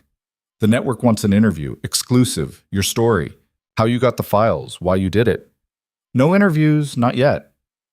"Elena," I said no. Let the documents speak for themselves. She hung up. The phone immediately rang again, a different number. She declined it. Then another, and another. The cost of whistleblowing, instant celebrity, all of it unwanted. On TV, they were showing photos of Richard Ward, outside his mansion, getting into his car, looking powerful and untouchable. The news anchor's voice had taken on that special tone reserved for fallen titans. Ward's attorney has released a statement denying all allegations and calling the leaked documents fabricated. "They're not fabricated," Elena said to the TV. "I pulled them from your personal server, you bastard." Chloe looked up from her drawing. "Is it over now?" Liam pulled her close. "Yeah, baby, it's over." But even as he said it, he knew it wasn't true. It was just beginning, the investigations, the trials, the media circus, the death threats, the fallout that would rain down on all of them for months, maybe years. Through the window, the sun was rising, orange and pink streaking across the sky. A new day. A day where Richard Ward would face consequences, where Sarah's death would be acknowledged, where justice, however imperfect, would be served. Frank started flipping the sign back to open. "Breakfast rush starts in 20 minutes. You folks are welcome to stay, but it's about to get crowded." "We should go," Liam said. "Where?" Elena asked. "The apartment's not safe." "Nowhere's safe, but at least it's home." They gathered their things, Chloe's drawings, Elena's laptop, the USB drive that had changed everything. Denise wouldn't take payment for the food. Frank walked them to the door, shook Liam's hand with a grip that could crush steel. "You take care of those girls," he said. "I will." Outside, the parking lot was empty. No sedan, no men in suits, just a handful of early morning commuters getting coffee before work. Normal people living normal lives, unaware that the world had just shifted beneath their feet. They drove home in silence, exhausted, victorious, terrified. The apartment building looked exactly the same. Crooked fire escape, Mrs. Chen's window boxes, the same worn steps Liam climbed every day. But everything was different now. Upstairs, the apartment door was standing open. Liam's heart stopped. The open door swung slightly in the breeze from the hallway, revealing darkness inside. He pushed Chloe behind him, his body going into autopilot. Protect the kid, assess the threat, figure out how to survive. "Stay here," he whispered. "Liam, don't!" Elena started, but he was already moving. He stepped through the doorway, expecting the worst. Trashed apartment, men waiting, violence. But what he found was worse somehow. The apartment was untouched. Nothing broken. Nothing stolen. Just perfectly, deliberately violated.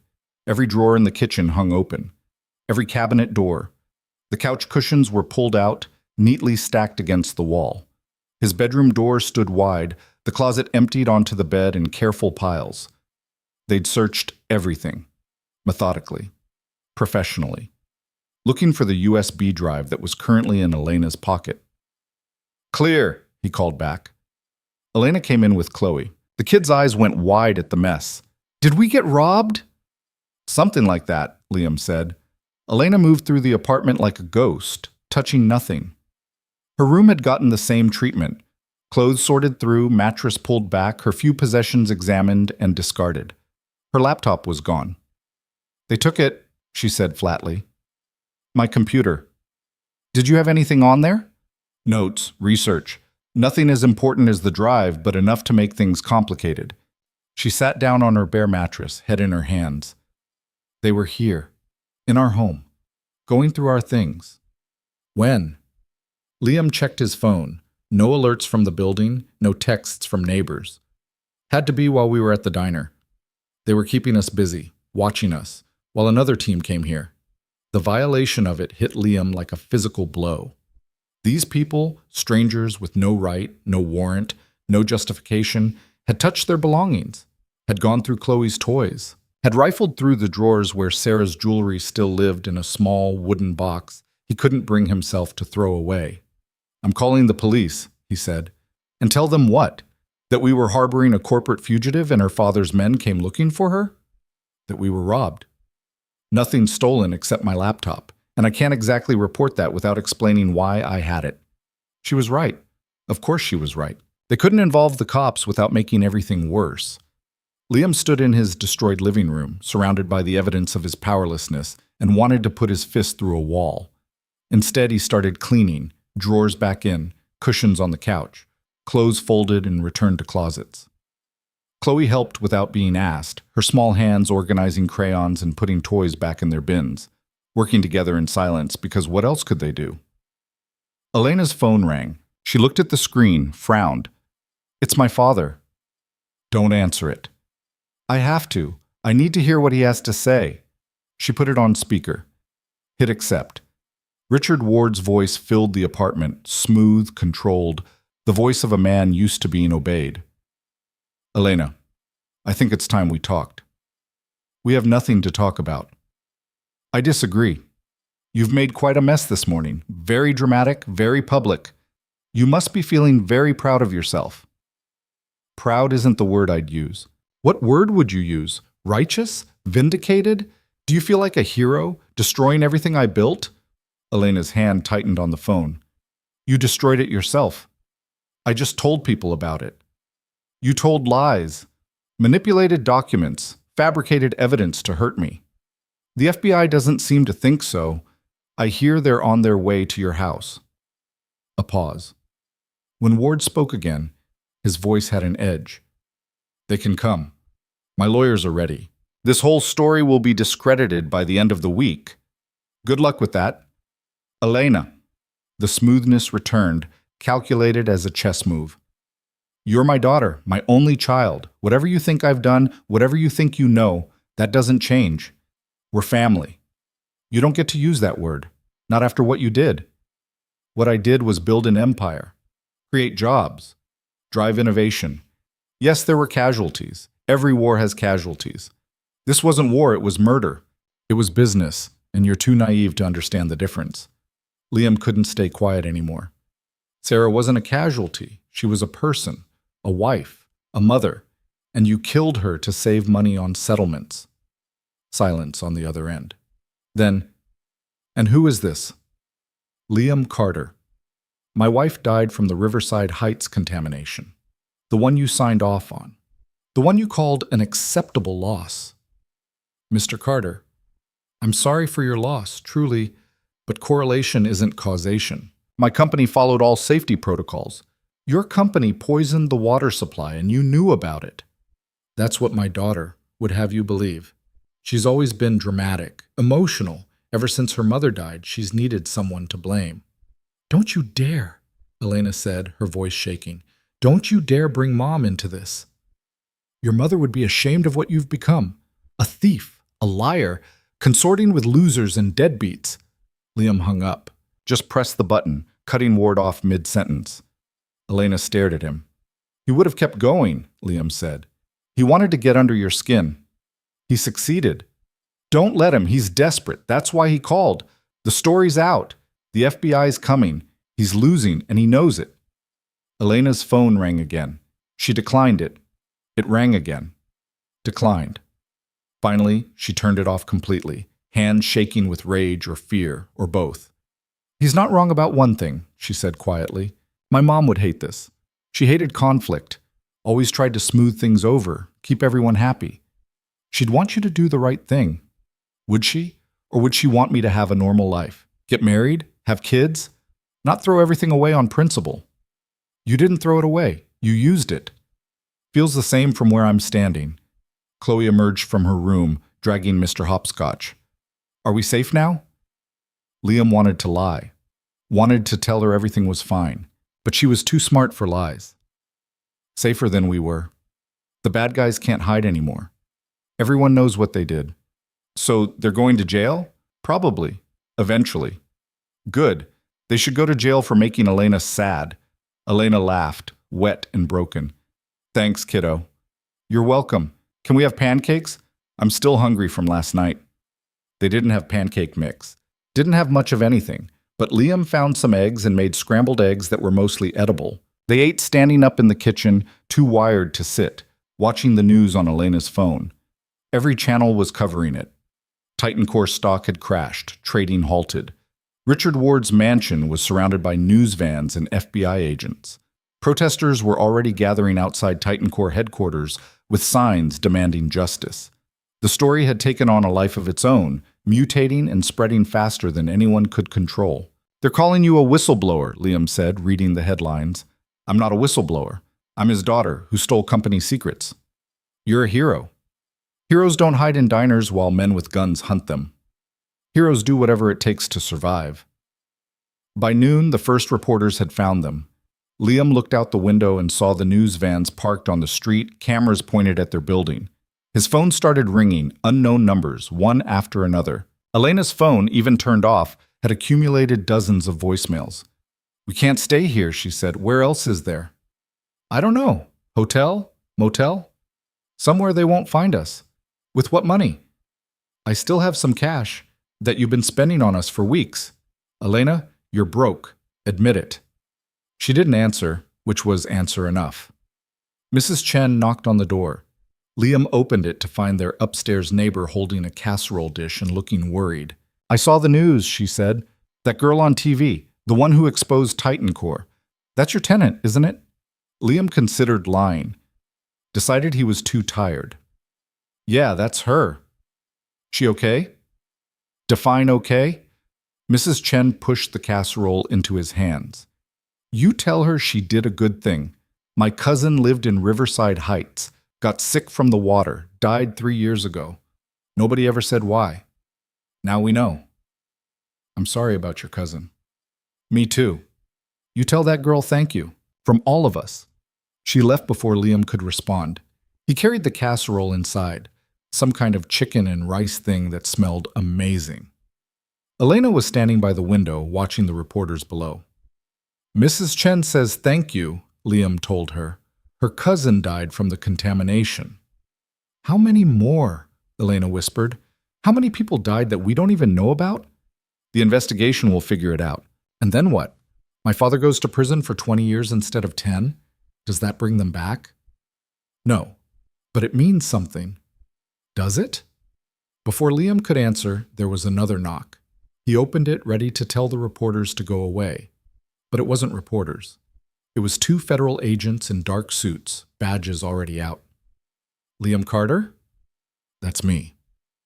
Special Agent Morrison, this is Special Agent Chen. We're with the FBI. We need to speak with Elena Ward. Liam's stomach dropped. About what? About her testimony. We have some questions about the documents she provided to the press. She's not here. Morrison smiled thinly. Mr. Carter, there are 6 news vans outside filming your building. We know she's here, and we're not here to arrest her. We're here to help. Elena appeared behind Liam. It's okay. Let them in. The agents entered, taking in the still disheveled apartment. They sat on the couch. Elena sat across from them, back straight, face composed. Liam stood behind her, close enough to intervene if needed. Miss Ward, Morrison began, the documents you provided to the National Investigator have been verified as authentic. We're opening a full investigation into Titan Core Industries and its executives. Including my father? Especially your father. The evidence you provided suggests multiple federal crimes, wire fraud, environmental violations, conspiracy. The list is extensive. Good. We'll need you to testify. Grand jury first, then trial if it goes that far. I'll testify. Whatever you need. Agent Chen leaned forward. You understand what that means? Your father's defense will come after you. They'll question your credibility, your motives. They'll make you out to be a spoiled rich kid with daddy issues. Let them. I have the truth. The truth matters less than what a jury believes, and juries are unpredictable. Elena's jaw tightened. Are you trying to talk me out of testifying? We're making sure you understand what you're getting into. This won't be easy. Nothing about this has been easy. Morrison pulled out a folder, set it on the coffee table. We're also recommending witness protection, at least until the trial. For how long? Depends. Could be months. Could be years. Years? Your father has substantial resources. If he makes bail, and he probably will, there's a significant risk of retaliation. Liam felt Elena stiffen. What kind of retaliation? The kind that involves making witnesses disappear. We've already intercepted 3 credible threats against your life. The room went cold. Chloe was in the next room, probably listening to every word. Liam's mind raced through scenarios, each worse than the last. What about them? Elena pointed at Liam. What about Chloe? They're in danger because of me.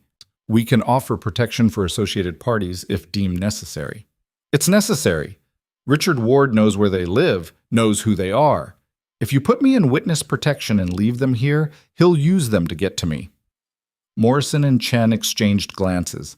Some kind of silent communication Liam couldn't read. We'll need to assess the threat level, Morrison said. Interview Mr. Carter, review the timeline of events. The timeline is simple, Liam said. Elena rented a room. Your investigation started. Ward's men came after us. We've been running ever since. And you had no knowledge of Miss Ward's identity when she moved in? None. No contact with Titan Core Industries beyond your previous employment? I was laid off 14 months ago. Haven't spoken to anyone there since. Your wife died from cancer linked to Riverside Heights contamination. According to the documents, yes. So you had motive to help Miss Ward. Liam's temper flared. My motive was keeping a roof over my daughter's head. The rent money. That's it. I didn't know who Elena was until a few days ago. Morrison made notes. Chen watched Elena like she was a puzzle to solve. We'll need to take you both in for formal statements, Chen said. Today, if possible. What about Chloe? Liam asked. We can arrange childcare. No, she stays with me. Mr. Carter, this could take several hours. I don't care. She doesn't leave my sight. The agents looked at each other again. Finally, Morrison nodded. Fine, bring her. We'll make it work. They left to set up at the local field office, promised to send a car in an hour. Liam closed the door behind them and leaned against it, exhausted. Witness protection, Elena said. That's what my life is now, hiding forever because I told the truth. It's temporary. Is it? Even after the trial, even after he's convicted, there will always be someone loyal to him. Someone who thinks I am a traitor who deserves to die. Then we deal with it, together. Liam, you can't. Yes, I can. You're part of this family now, for better or worse. We don't abandon family. She looked at him with eyes that had seen too much, lost too much. You barely know me. I know enough. I know you're brave. I know you did the right thing when it would have been easier to stay quiet. I know Chloe loves you. That's enough. Your daughter deserves better than a life on the run. My daughter deserves to grow up knowing that people who do evil things face consequences. That's what you gave her, what you gave all of us. Elena wiped her eyes, angry at the tears. I'm not good at this. The emotional stuff. I was raised by nannies and tutors. Nobody taught me how to have actual relationships. Nobody taught me how to be a single father. We're both figuring it out as we go. Chloe appeared in the doorway. Mister. Hopscotch clutched tight. Are the FBI people nice? Nice enough, Liam said. Are we in trouble? No, baby. We're helping them catch the bad guys. Like superheroes? Exactly like superheroes. She seemed satisfied with that answer. Went back to her room to pack a bag for the FBI office, treating it like an adventure instead of an interrogation. The resilience of kids never stopped amazing Liam. The car came exactly an hour later. Black sedan, government plates. The driver was polite but silent. They drove across the city to a nondescript building that could have been anything. Insurance company, accounting firm, bureaucratic void. Only the security checkpoint gave it away. Inside they were separated. Elena to one room, Liam to another. Chloe got to stay with her father after he made it clear that negotiation on that point was impossible. Special Agent Morrison conducted the interview himself, asked the same questions 5 different ways, trying to trip Liam up, trying to find inconsistencies. But there weren't any because Liam was telling the truth. You never suspected Elena Ward was connected to Titan Core? Not until I saw the bracelet. And your reaction was to help her rather than report her? My reaction was to hear her out, then help her. Why? Because they killed my wife, according to documents you hadn't seen yet. According to logic, Sarah got sick after living in Riverside Heights. Riverside Heights water was contaminated by Titan Core. You don't need documents to connect those dots. Morrison made more notes. You understand that harboring a fugitive is a federal crime? Elena wasn't a fugitive. She was a whistleblower in fear for her life. Semantics. Legal distinctions. The interview went on for 3 hours. Chloe drew pictures and fell asleep on Liam's lap. Morrison covered every moment from the Craigslist ad to the diner to the open apartment door, looking for cracks, finding none. Finally, he closed his notebook. Your story checks out. We're not filing charges. Wasn't aware you were considering charges. We weren't, but I had to make sure. Are we free to go? For now. We'll be in touch about witness protection options. They found Elena in the hallway, looking wrung out. Agent Chen had apparently put her through the same grilling. They compared notes in the car ride home. Both of them asked the same questions, both giving the same answers. Consistent. Credible. The reporters were still camped outside their building. Liam carried sleeping Chloe through a gauntlet of cameras and shouted questions. Elena kept her head down, saying nothing. They made it inside and up the stairs without incident. The apartment felt different now. Violated. Unsafe. Liam double-locked the door and shoved a chair under the handle anyway. Paranoid but practical. They want me to disappear, Elena said. Witness protection. New name. New city. New life. What did you say? That I'd think about it. And I don't want to disappear. I'm tired of running. Tired of hiding. Then don't. Stay here. Stay with us. Liam, that's insane. I'm a liability. A target. Your family.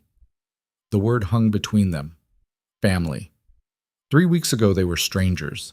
Now they were something else. Something that didn't have an easy definition.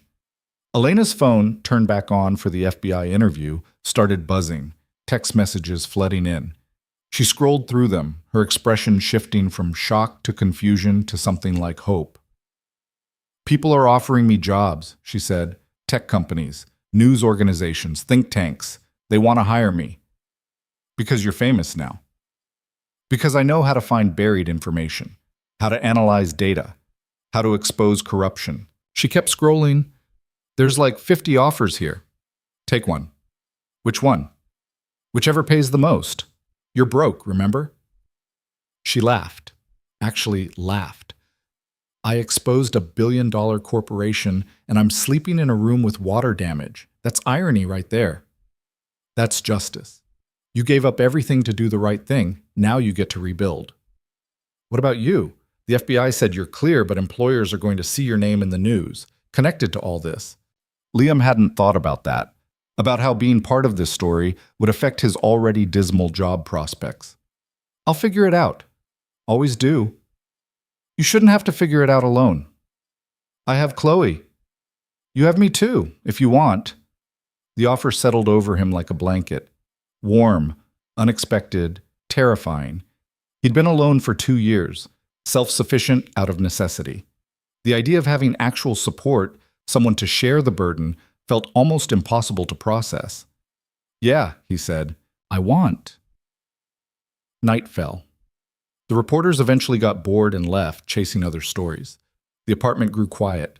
Liam made dinner from Mrs. Chen's casserole, the 3 of them eating in front of the TV while the news dissected every angle of the Titan Core scandal.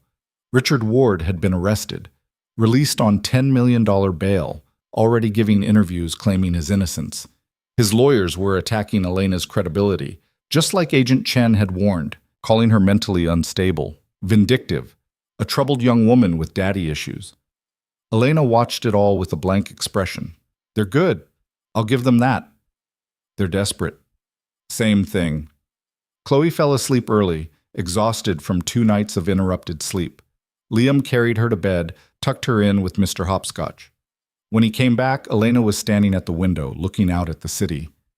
I keep thinking about my mom, she said. What she'd say if she could see all this. What do you think she'd say?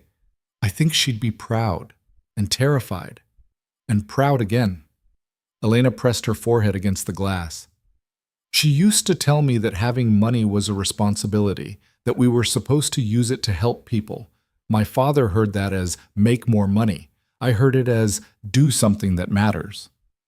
You did something that matters. Did I? Or did I just destroy my family's legacy out of spite? Your family's legacy was built on poisoned water. You didn't destroy it. You revealed it. She turned to face him. Thank you for everything, for not throwing me out, for protecting Chloe, for making me feel like I wasn't insane for doing this. You're not insane. You're the sanest person I know. That's a low bar. I mean it. They stood in the dark living room, the only light coming from the street below. 2 people who'd been strangers a month ago, now bound together by secrets and survival and something that felt dangerously close to trust. What happens next? Elena asked. Tomorrow we wake up. We figure out which job offer you're taking. We deal with witness protection or don't. We keep moving forward because that's all there is. Sounds simple when you say it like that. Nothing's simple, but it's possible. Is it? After everything that's happened, is normal even possible anymore? Liam thought about Sarah, about the life they'd planned that never happened, about dreams deferred and hopes destroyed and the grinding reality of just surviving day to day. Normal was a myth, had always been a myth. Normal's overrated, he said. How about we aim for better instead? Elena smiled, tired but genuine. Better sounds good. They cleaned up dinner, did dishes, performed the small rituals of domestic life like they meant something. Because they did mean something. They meant they were still here, still fighting, still refusing to let the bastards win. Liam's phone buzzed. Peterson Manufacturing, the fake interview that felt like a lifetime ago. He almost deleted it, then saw it was from a different number. Mr. Carter, this is Linda Peterson. I'm Robert Peterson's sister and the actual owner of Peterson Manufacturing. I saw the news about Titan Core. I'm sorry my brother used our company to harass you. He was fired this morning. I'd like to offer you the operations supervisor position for real. If you're interested, call me. Liam read it 3 times. A real job. From someone who'd fired her own brother for doing the wrong thing. It felt like fiction. What is it? Elena asked. He showed her the message. She read it, her eyes widening. Are you going to call? I don't know, feels too good to be true. Or maybe it's just good. Those exist sometimes. Do they? They do now. Liam saved the number. He'd call tomorrow. Or the day after, when things settled down. When he could think clearly enough to have a conversation about employment that didn't involve checking for armed men. They said goodnight. Elena disappeared into her small room. Liam collapsed on the couch, too tired to make it to his own bed. He closed his eyes and waited for sleep. It didn't come. His mind raced through everything that had happened. The eviction notice still in his pocket. The rent he still couldn't pay. The reporters who'd be back tomorrow. The long road ahead of depositions and trials and rebuilding. But also, Chloe's safe. Elena's safe. Richard Ward in handcuffs. Sarah's death acknowledged. Justice, imperfect and incomplete, but justice nonetheless.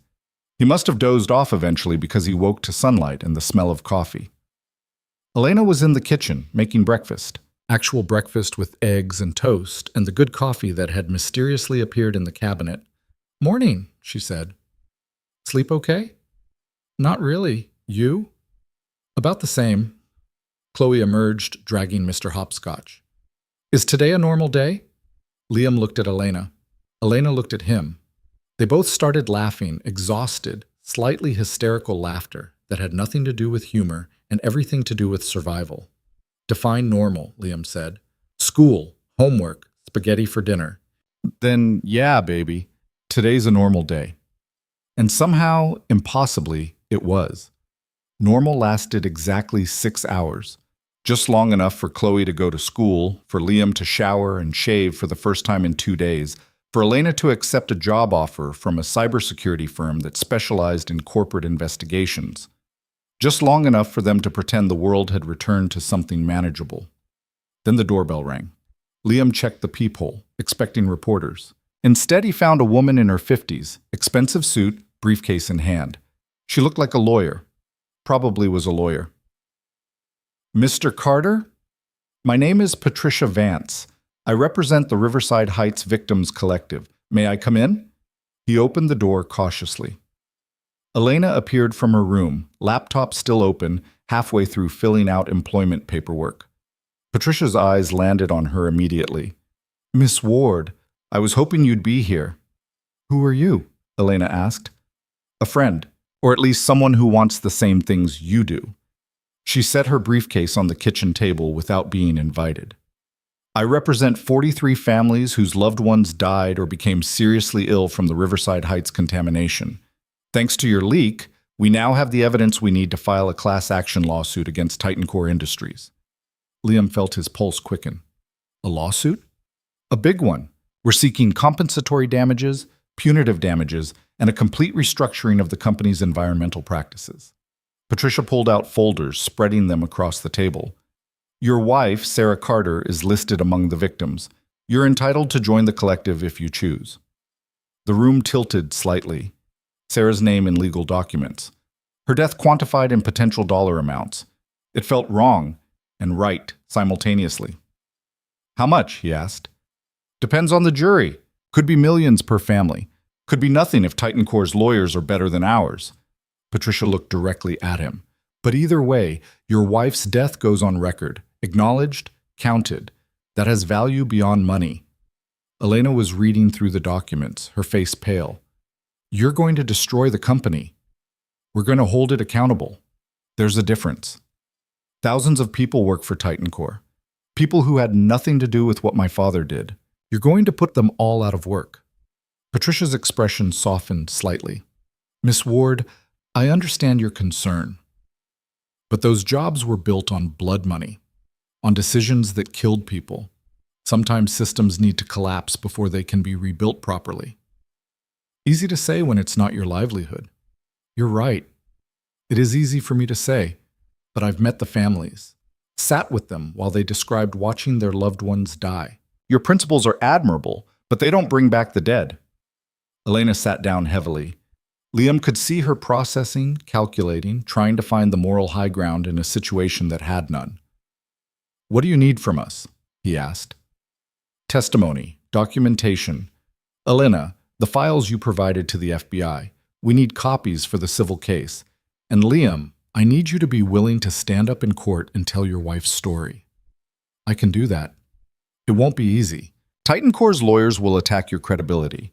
They'll claim Sarah's cancer was genetic, environmental from other sources, anything to avoid responsibility. They'll make you relive her death over and over. I relive it every day anyway. Might as well make it count for something. Patricia nodded, satisfied. She pulled out contracts, explained terms in plain language. Contingency fees, timeline estimates, the grinding machinery of justice that moved too slow and cost too much, but was all they had. Elena signed first, then Liam, committing themselves to a process that would take years and cost them in ways money couldn't measure, but also giving them something they hadn't had before, agency, the power to fight back. After Patricia left, Elena returned to her laptop but didn't type anything, just stared at the screen like it held answers. You okay? Liam asked. I just destroyed my father's company. Again, in a different way. You exposed what it really was. There's a difference. Is there? Or am I just telling myself that to feel better? Liam sat across from her. Your father made choices to cut corners, to hide evidence, to value profit over people. Those choices have consequences. You didn't create those consequences. You just made sure they happened. 43 families. That's how many people died because of decisions he made. Decisions he signed off on personally. Probably more than that. Those are just the ones who can prove it. She closed the laptop, pressed her palms against her eyes. Sometimes I wish I'd never found those files. Never started any of this. Just lived in ignorance like everyone else. You don't mean that, don't I? My mother's dead. My father's going to prison. I have no family left, no inheritance, no connection to anything I grew up with. Was it worth it? Ask me when Sarah gets justice, then I'll tell you if it was worth it. The afternoon crawled by. Elena worked on her job paperwork. Liam called Linda Peterson, had a surprisingly normal conversation about operations management and salary expectations. They scheduled an actual interview for Friday. No corporate espionage, no veiled threats, just a job interview. It felt surreal. Chloe came home from school with a permission slip for a field trip and a story about how Tommy Martinez had finally apologized for the glue incident. Normal kid problems, normal kid solutions. The mundane machinery of childhood grinding forward regardless of the chaos surrounding it. Can Elena sign it? Chloe asked, holding out the permission slip. You're always busy when I need signatures. Liam looked at Elena. She looked back, uncertain. I'm not her guardian, Elena said. But you live here. That makes you family, right? The word again, family. Chloe wielded it so casually, like it was simple. Like family was just people who showed up and stayed. Maybe it was. Sure, baby, Liam said. Elena can sign it. Elena took the pen with shaking hands, signed her name on the line marked guardian/parent, a small thing, insignificant in the grand scheme. But watching her sign that paper, taking responsibility for a kid who wasn't hers, Liam felt something shift in his chest. They were building something here, something that didn't fit traditional definitions, but it was real. 3 days later, Richard Ward's bail was revoked. He'd violated the conditions by contacting potential witnesses, including a series of threatening emails to Elena that his lawyers swore he hadn't authorized. The judge didn't care. Ward went to jail pending trial. The news played it on loop. Billionaire CEO in handcuffs. Perp walk. Orange jumpsuit. The visual collapse of empire. Elena watched it once, then turned off the TV. I should feel something. Satisfaction. Vindication. Something. What do you feel? Liam asked. Tired. Just really, really tired. That's fair. The death threats started the next day. Anonymous emails. Letters with no return address. Most were vague, generic threats about traitors and what happened to people who betrayed family. But some were specific, detailed, the kind that made the FBI take notice. Special Agent Morrison showed up personally. We're recommending witness protection again. These threats are credible. No, Elena said. Miss Ward, I said no. I'm not spending the rest of my life hiding because my father has psychotic supporters. Then we assign protective detail, round-the-clock surveillance. For how long? Until the threats subside or the trial concludes. That could be years. Morrison's expression was sympathetic but firm. Then it's years. Your life is in danger. We're not debating this. The protective detail arrived that evening. 2 agents in rotating shifts, parked outside the building in an unmarked car, supposed to be invisible, completely obvious to anyone who looked. Chloe thought they were cool, asked them questions about their guns and whether they'd ever shot anyone. The agents handled her with professional patience, neither confirming nor denying anything. I feel like a prisoner in my own home, Elena said that night. You're alive, Liam countered. That's what matters. Is it? What kind of life is this? Agents following me, death threats, constant fear. The kind of life that changes things, that makes the world better for the people who come after. Very inspirational. You should write greeting cards. I'm serious. What you did, it matters, even if it's hard, especially because it's hard. She didn't answer, just went to her room and closed the door. Liam heard her crying again, those silent sobs that sounded like they came from somewhere deep and unfixable. The interview at Peterson Manufacturing went well. Linda Peterson was nothing like her brother, warm, direct, genuinely interested in Liam's experience rather than whatever game Robert had been playing. She offered him the job on the spot. I'm going to be honest with you, she said. My brother's stunt put us in a bad position. The optics of using our company to harass Titan Core whistleblowers, it's not good. Hiring you helps fix that. So this is a PR move. It's a PR move that also happens to solve our actual staffing problem. You're qualified. You need work. We need someone who can rebuild the operations department after Robert gutted it. Everybody wins. What's the catch? No catch. Just the reality that you're going to be in the news for a while. Some clients won't like it, some will love it. You'll have to develop thick skin. Liam thought about the last 2 weeks, about armed men and death threats and his daughter sleeping in a diner booth. I think my skin's plenty thick already. Good. When can you start? Monday. They shook hands. Liam walked out with a job offer letter and a salary that would let him pay rent, buy groceries, maybe even save a little. The eviction notice was still in his pocket, crumpled and stained but not executed because the landlord had decided to give him an extension after seeing the news. Charity, pity.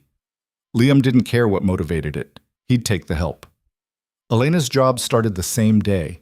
Remote work analyzing data breaches and corporate security failures. Ironic given her own role in the biggest corporate leak of the decade.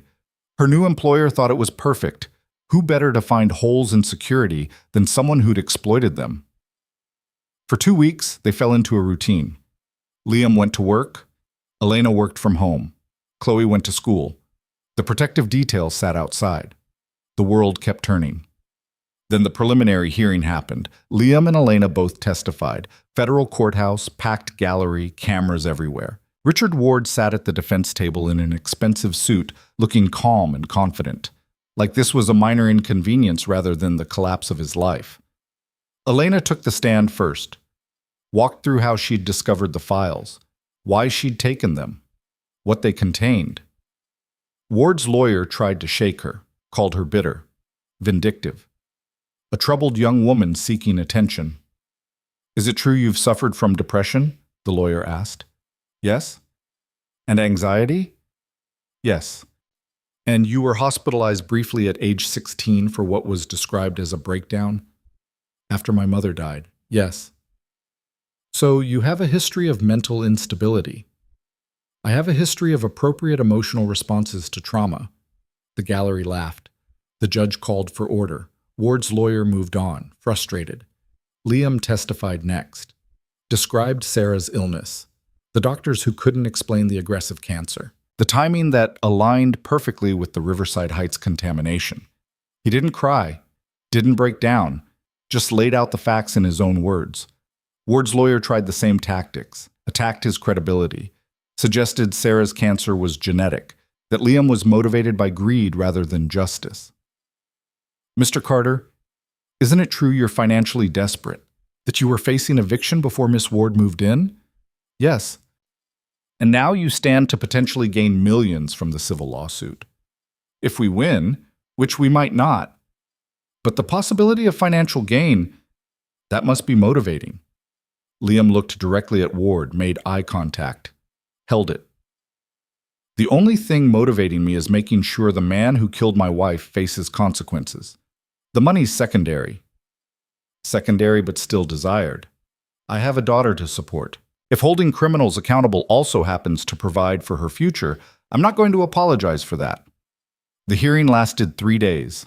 Witness after witness, document after document, building a case that felt overwhelming and airtight. The judge ordered Ward to stand trial, set a date 6 months out, denied a second request for bail. Outside the courthouse, reporters swarmed. Liam pushed through them, protecting Chloe. Elena stayed behind, finally agreeing to give a statement. My father made choices that killed people, she said, voice steady despite the cameras and microphones shoved in her face. He knew what he was doing. He knew people would die. And he decided their lives were worth less than his profit margin.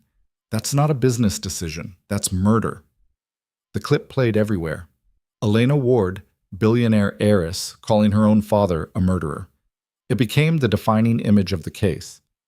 That night, back at the apartment, Elena collapsed on the couch. I called him a murderer. On national television, I called my father a murderer. You told the truth, Liam said. Same thing. Not always, but in this case, yeah. She pulled out her phone, scrolled through messages, most supportive, some vicious. She'd become a lightning rod. Half the country thought she was a hero, the other half thought she was a spoiled brat destroying her family for attention. They don't know you, Liam said, seeing her face. Don't let them get to you. Hard not to when they're saying I should die too. That I'm a traitor. That I'm worse than my father because at least he created jobs. People are idiots. Doesn't make them wrong. It makes them wrong about you. Chloe climbed onto the couch, wedging herself between them. I think you're brave. Mrs. Peterson told us about whistleblowers in class. She said they're important because they tell the truth when it's hard. Elena pulled Chloe close. Your teacher sounds smart. She is. She also said you're probably going to win awards and stuff. Awards don't bring back the people who died. No, but they make people remember why it mattered. Out of the mouths of 8-year-olds, Liam watched his daughter comfort a grown woman who'd lost everything to do the right thing and felt something like pride.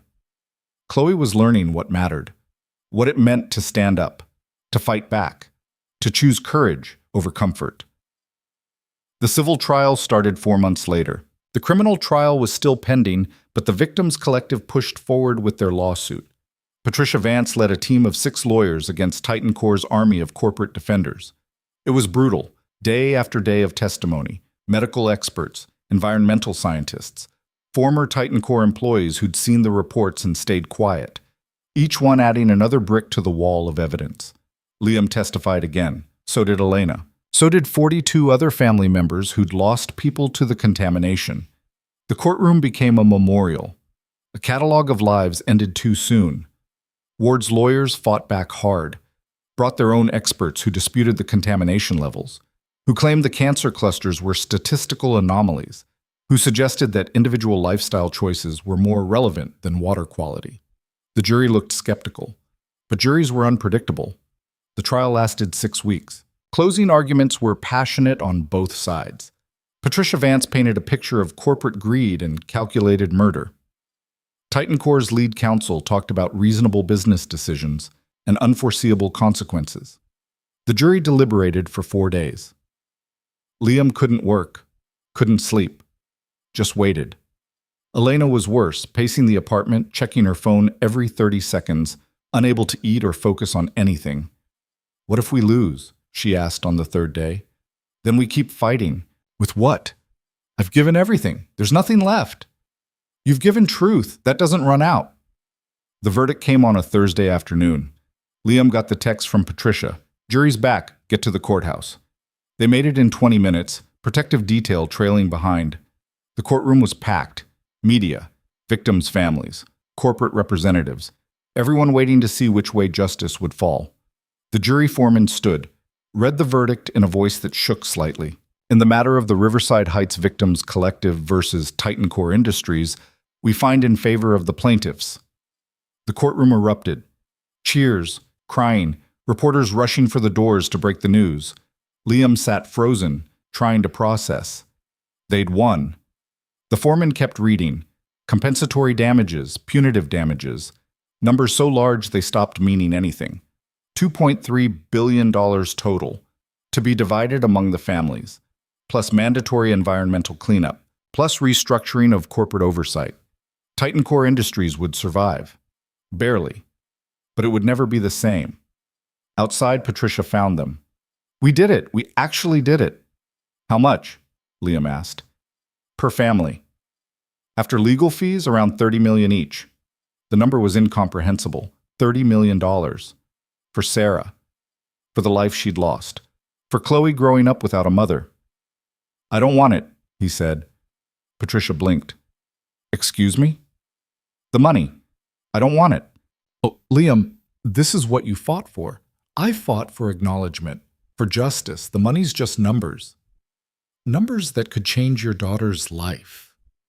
He looked at Chloe, who was drawing in a notebook while chaos swirled around her, 8 years old and already too familiar with courtrooms and cameras and adult problems. Put it in a trust, he said, for Chloe, for college, for whatever she needs. But I don't want to touch it. That's your choice to make. Elena was crying, actually crying, tears streaming down her face in front of everyone. They believed us. They actually believed us. Of course they believed us, Patricia said. We had the truth. Truth doesn't always win. No, but it did today. The criminal trial happened 8 months later. Richard Ward faced 17 counts of criminally negligent homicide, wire fraud, environmental violations. The list was extensive. This trial was faster. The civil case had done most of the work. The evidence was established, the pattern clear. Ward's lawyers tried to negotiate a plea deal. The prosecution refused.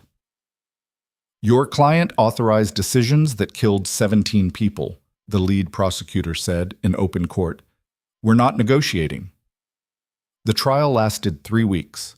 The verdict took 2 hours. Guilty on all counts. Sentencing came a month later. The judge, a woman in her 60s who'd made her name prosecuting white-collar crime, showed no mercy. Mr. Ward, you had every advantage: wealth, education, power. And you used those advantages to enrich yourself at the cost of human lives. You showed no remorse, no accountability, no recognition that your victims were human beings with families and futures. She sentenced him to life in prison. No possibility of parole. Ward showed no emotion, just stood there in his orange jumpsuit, hands cuffed, face blank. Elena watched from the gallery, tears running silently down her face. You okay? Liam whispered. He's my father, and I put him in prison for life. He put himself there. You just made sure everyone knew about it. After the sentencing, reporters cornered Elena outside. She'd avoided interviews for months, but now she stopped, faced the cameras, spoke clearly. I loved my father. Part of me still does. But love doesn't excuse murder. It doesn't make it okay to kill people for profit. Justice matters more than family loyalty. It has to. The clip went viral. Elena Ward, the woman who'd destroyed her father to save strangers. She became a symbol of integrity, of courage, of choosing right over easy. Job offers multiplied, speaking engagements, book deals. Everyone wanted a piece of the whistleblower who'd taken down $1 billion empire. She turned down most of them, kept her job at the cybersecurity firm, stayed in the small room with water damage in Liam's apartment, lived quietly. Why aren't you taking the opportunities? Liam asked one night. You could be rich again, famous, whatever you want. I want normal, or as close to normal as I can get. This is normal for you? Living with a single dad and his kid in a crappy apartment? This is the most normal I've ever felt. Nobody here cares that I'm Richard Ward's daughter. I'm just Elena, who helps with homework and burns toast and exists. You don't burn toast anymore. You've gotten better. Progress. A year after the trial, things had settled into something resembling stability. Liam's job was going well. Elena had been promoted twice. Chloe was thriving in school. The protective detail had been reduced to occasional check-ins. The apartment was still shabby, still too small, still had water damage in Elena's room that the landlord kept promising to fix. But it was home. One Saturday morning, Liam found Elena at the kitchen table with paperwork spread everywhere. What's all this? He asked. Applications. I'm going back to school, MBA, specialized in corporate ethics and environmental sustainability. That's amazing. I figured if I'm going to spend my life exposing corporate corruption, I should probably understand how corporations actually work. Makes sense. She looked up at him. Liam, I need to talk to you about something. His stomach dropped. You're leaving. What? No, the opposite. She pulled out more papers. Lease agreement. I want to sign a real lease. Not just rent a room. Actually live here. Officially. You already live here officially. As a tenant. I want to be a roommate. A permanent one. If that's okay. Liam sat down. Looked at the lease. Looked at Elena. Looked at the life they'd accidentally built over the past year and a half. You don't want your own place? Privacy? I want family. This is the closest I've ever come to having one. We're a mess. You know that, right? Broken and damaged and barely holding it together most days. So am I. Maybe that's why it works. Chloe appeared in the doorway, Mr. Hopscotch under her arm. Are you guys talking about Elena staying forever? We're discussing it, Liam said. I vote yes. Can I vote? Sure, baby, you can vote. Then I vote yes. Elena should stay. Elena laughed. That's one vote. 2, Liam said. I vote yes too. Then it's unanimous. She signed the lease, made it official. They celebrated with pancakes, actual good pancakes, not the burned kind, and argued about whose turn it was to do dishes. Normal, messy, real. 2 years after the Titan Core scandal broke, the company filed for bankruptcy, restructured, emerged as 3 smaller companies with new leadership and new oversight. Richard Ward was still in prison, would be for the rest of his life. Elena had written a book, not a memoir. She refused to make herself the story. Instead, she'd written a guide for whistleblowers. How to gather evidence, how to stay safe, how to find the courage to speak up when staying silent would be easier. It sold well. Not bestseller well, but enough. Enough to matter.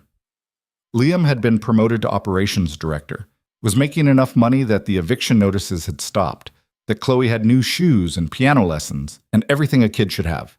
The settlement money sat untouched in Chloe's trust fund, $30 million she'd never know about until she was 18. Then she could decide what to do with it, use it, donate it, whatever made sense to her. On a Saturday morning, 3 years after Elena had knocked on their door with a single duffel bag, the 3 of them sat on the couch eating cereal and watching cartoons. The apartment was still shabby. They'd looked at better places, could afford better places. But moving felt wrong somehow. This was where they'd survived, where they'd fought back, where they'd become family. "I got accepted to Stanford," Chloe announced casually, like it was no big deal. Liam nearly dropped his cereal. "What?" "Summer program for gifted kids. Mrs. Peterson helped me apply. I got in." "Stanford. My daughter got into Stanford." "Just summer program, not actual college." "Still Stanford." Elena was grinning. "That's amazing, Chloe. When do you leave?" 3 weeks. It's only for a month. You guys will be okay without me, right?" Liam pulled her close. His daughter. 11 years old and already smarter than he'd ever be. Growing up. Moving toward a future that looked nothing like his past. "We'll manage," he said. Somehow. After Chloe went to her room to pack for a program still 3 weeks away, Elena turned to Liam. "She's going to do incredible things. Because of you, the example you set, showing her that standing up matters. Because of both of us.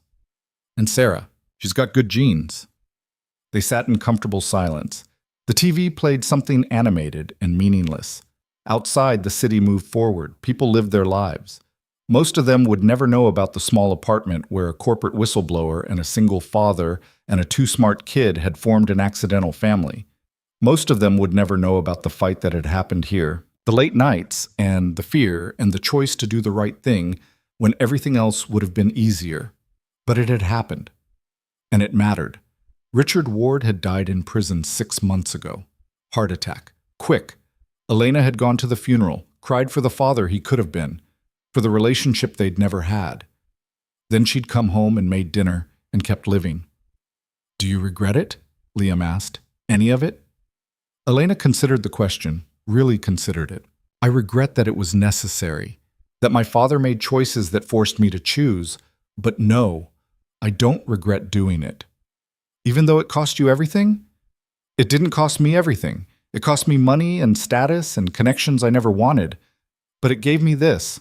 She gestured around the shabby apartment. "A place where I matter because of who I am, not whose daughter I am. People who care about me. A life that's mine. Pretty good trade. The best trade." Chloe emerged with a backpack already half-packed. "Can we go to the park? I want to practice my presentation for Stanford." "What's your presentation about?" Elena asked. "Ethical responsibility and corporate whistleblowing." Liam laughed. "Of course it is." They went to the park, listened to Chloe's presentation, offered suggestions, watched her refine her arguments with the precision of someone who'd grown up watching real justice happen in real time. On the way home, they passed the building where Liam used to work for Titan Core. It was empty now. Windows broken. Graffiti on the walls. A monument to failure. "Do you ever miss it?" Elena asked. "The before, when things were simpler." "Things were never simple. I just didn't know how complicated they were." "Fair point." Back at the apartment, Mrs. Chen was waiting in the hallway. "I heard about Chloe. Stanford. You must be so proud." "We are," Liam said. "She's a good kid. You're all good people." Mrs. Chen handed him a container. "I made dumplings. Celebration dumplings." After she left, they sat around the kitchen table, eating dumplings and talking about nothing important. Summer plans, Chloe's presentation, Elena's book tour schedule. The mundane details of lives moving forward. This was what winning looked like. Not dramatic, not cinematic, just ordinary people eating dumplings in a worn apartment, grateful to be alive and together. The eviction notice was long gone, replaced by a lease with all three names on it. Liam Carter, Elena Ward, Chloe Carter, a family by choice rather than blood. "I have something for you," Elena said suddenly. She disappeared into her room, came back with a small box. Liam opened it. Inside was a key. To what? "The storage unit where I've been keeping my mother's things. Jewelry, photos, letters she wrote me. I want you to have the key. Elena, that's your mother's stuff. And you're my family. If something happens to me, I want you to decide what to do with it. Give it to Chloe. Donate it. Whatever makes sense. Nothing's going to happen to you." "Probably not. But just in case." He took the key, added it to his key ring next to the apartment key and the work keys and all the other small pieces of metal that represented access and trust. "Thank you," he said. "Thank you for not throwing me out when you found the bracelet. Thank you for being stupid enough to rent a room from a stranger on Craigslist. Thank you for making terrible spaghetti for 3 weeks straight. It wasn't that bad." "It was pretty bad." They laughed. Chloe joined in without knowing why. Just 3 people laughing in a kitchen that smelled like dumplings and coffee and home. Years from now, when Chloe was at actual Stanford, when Elena had testified in a dozen more cases, when Liam was running his own manufacturing company, they'd look back on this moment, this ordinary Saturday, and they'd remember that this was when they knew they'd survived, they'd fought back, they'd won, not perfectly, not completely, but enough. The red USB drive sat in a safe deposit box at the bank. Evidence preserved. History recorded. A reminder of what happened when one person decided truth mattered more than comfort. Outside the window, the city moved through another afternoon. The sun tracked across the sky. The subway rumbled underground. Life continued in all its messy, complicated glory. And in a small apartment with water damage and peeling paint, 3 people who'd found each other through chance and desperation and choice sat together. Building a future from the wreckage of the past, proving that family wasn't about blood or money or perfection. It was about showing up, about staying, about choosing each other again and again until choosing became instinct. The story that started with a $200 room rental had become something else entirely, something that couldn't be quantified or commodified, something that mattered. Justice for Sarah. Accountability for Richard Ward, a future for Chloe, a home for Elena, a family for all of them. It wasn't the ending anyone had planned, but it was the ending they'd earned. And in a world that rarely gave people what they deserved, that was enough. More than enough. It was everything.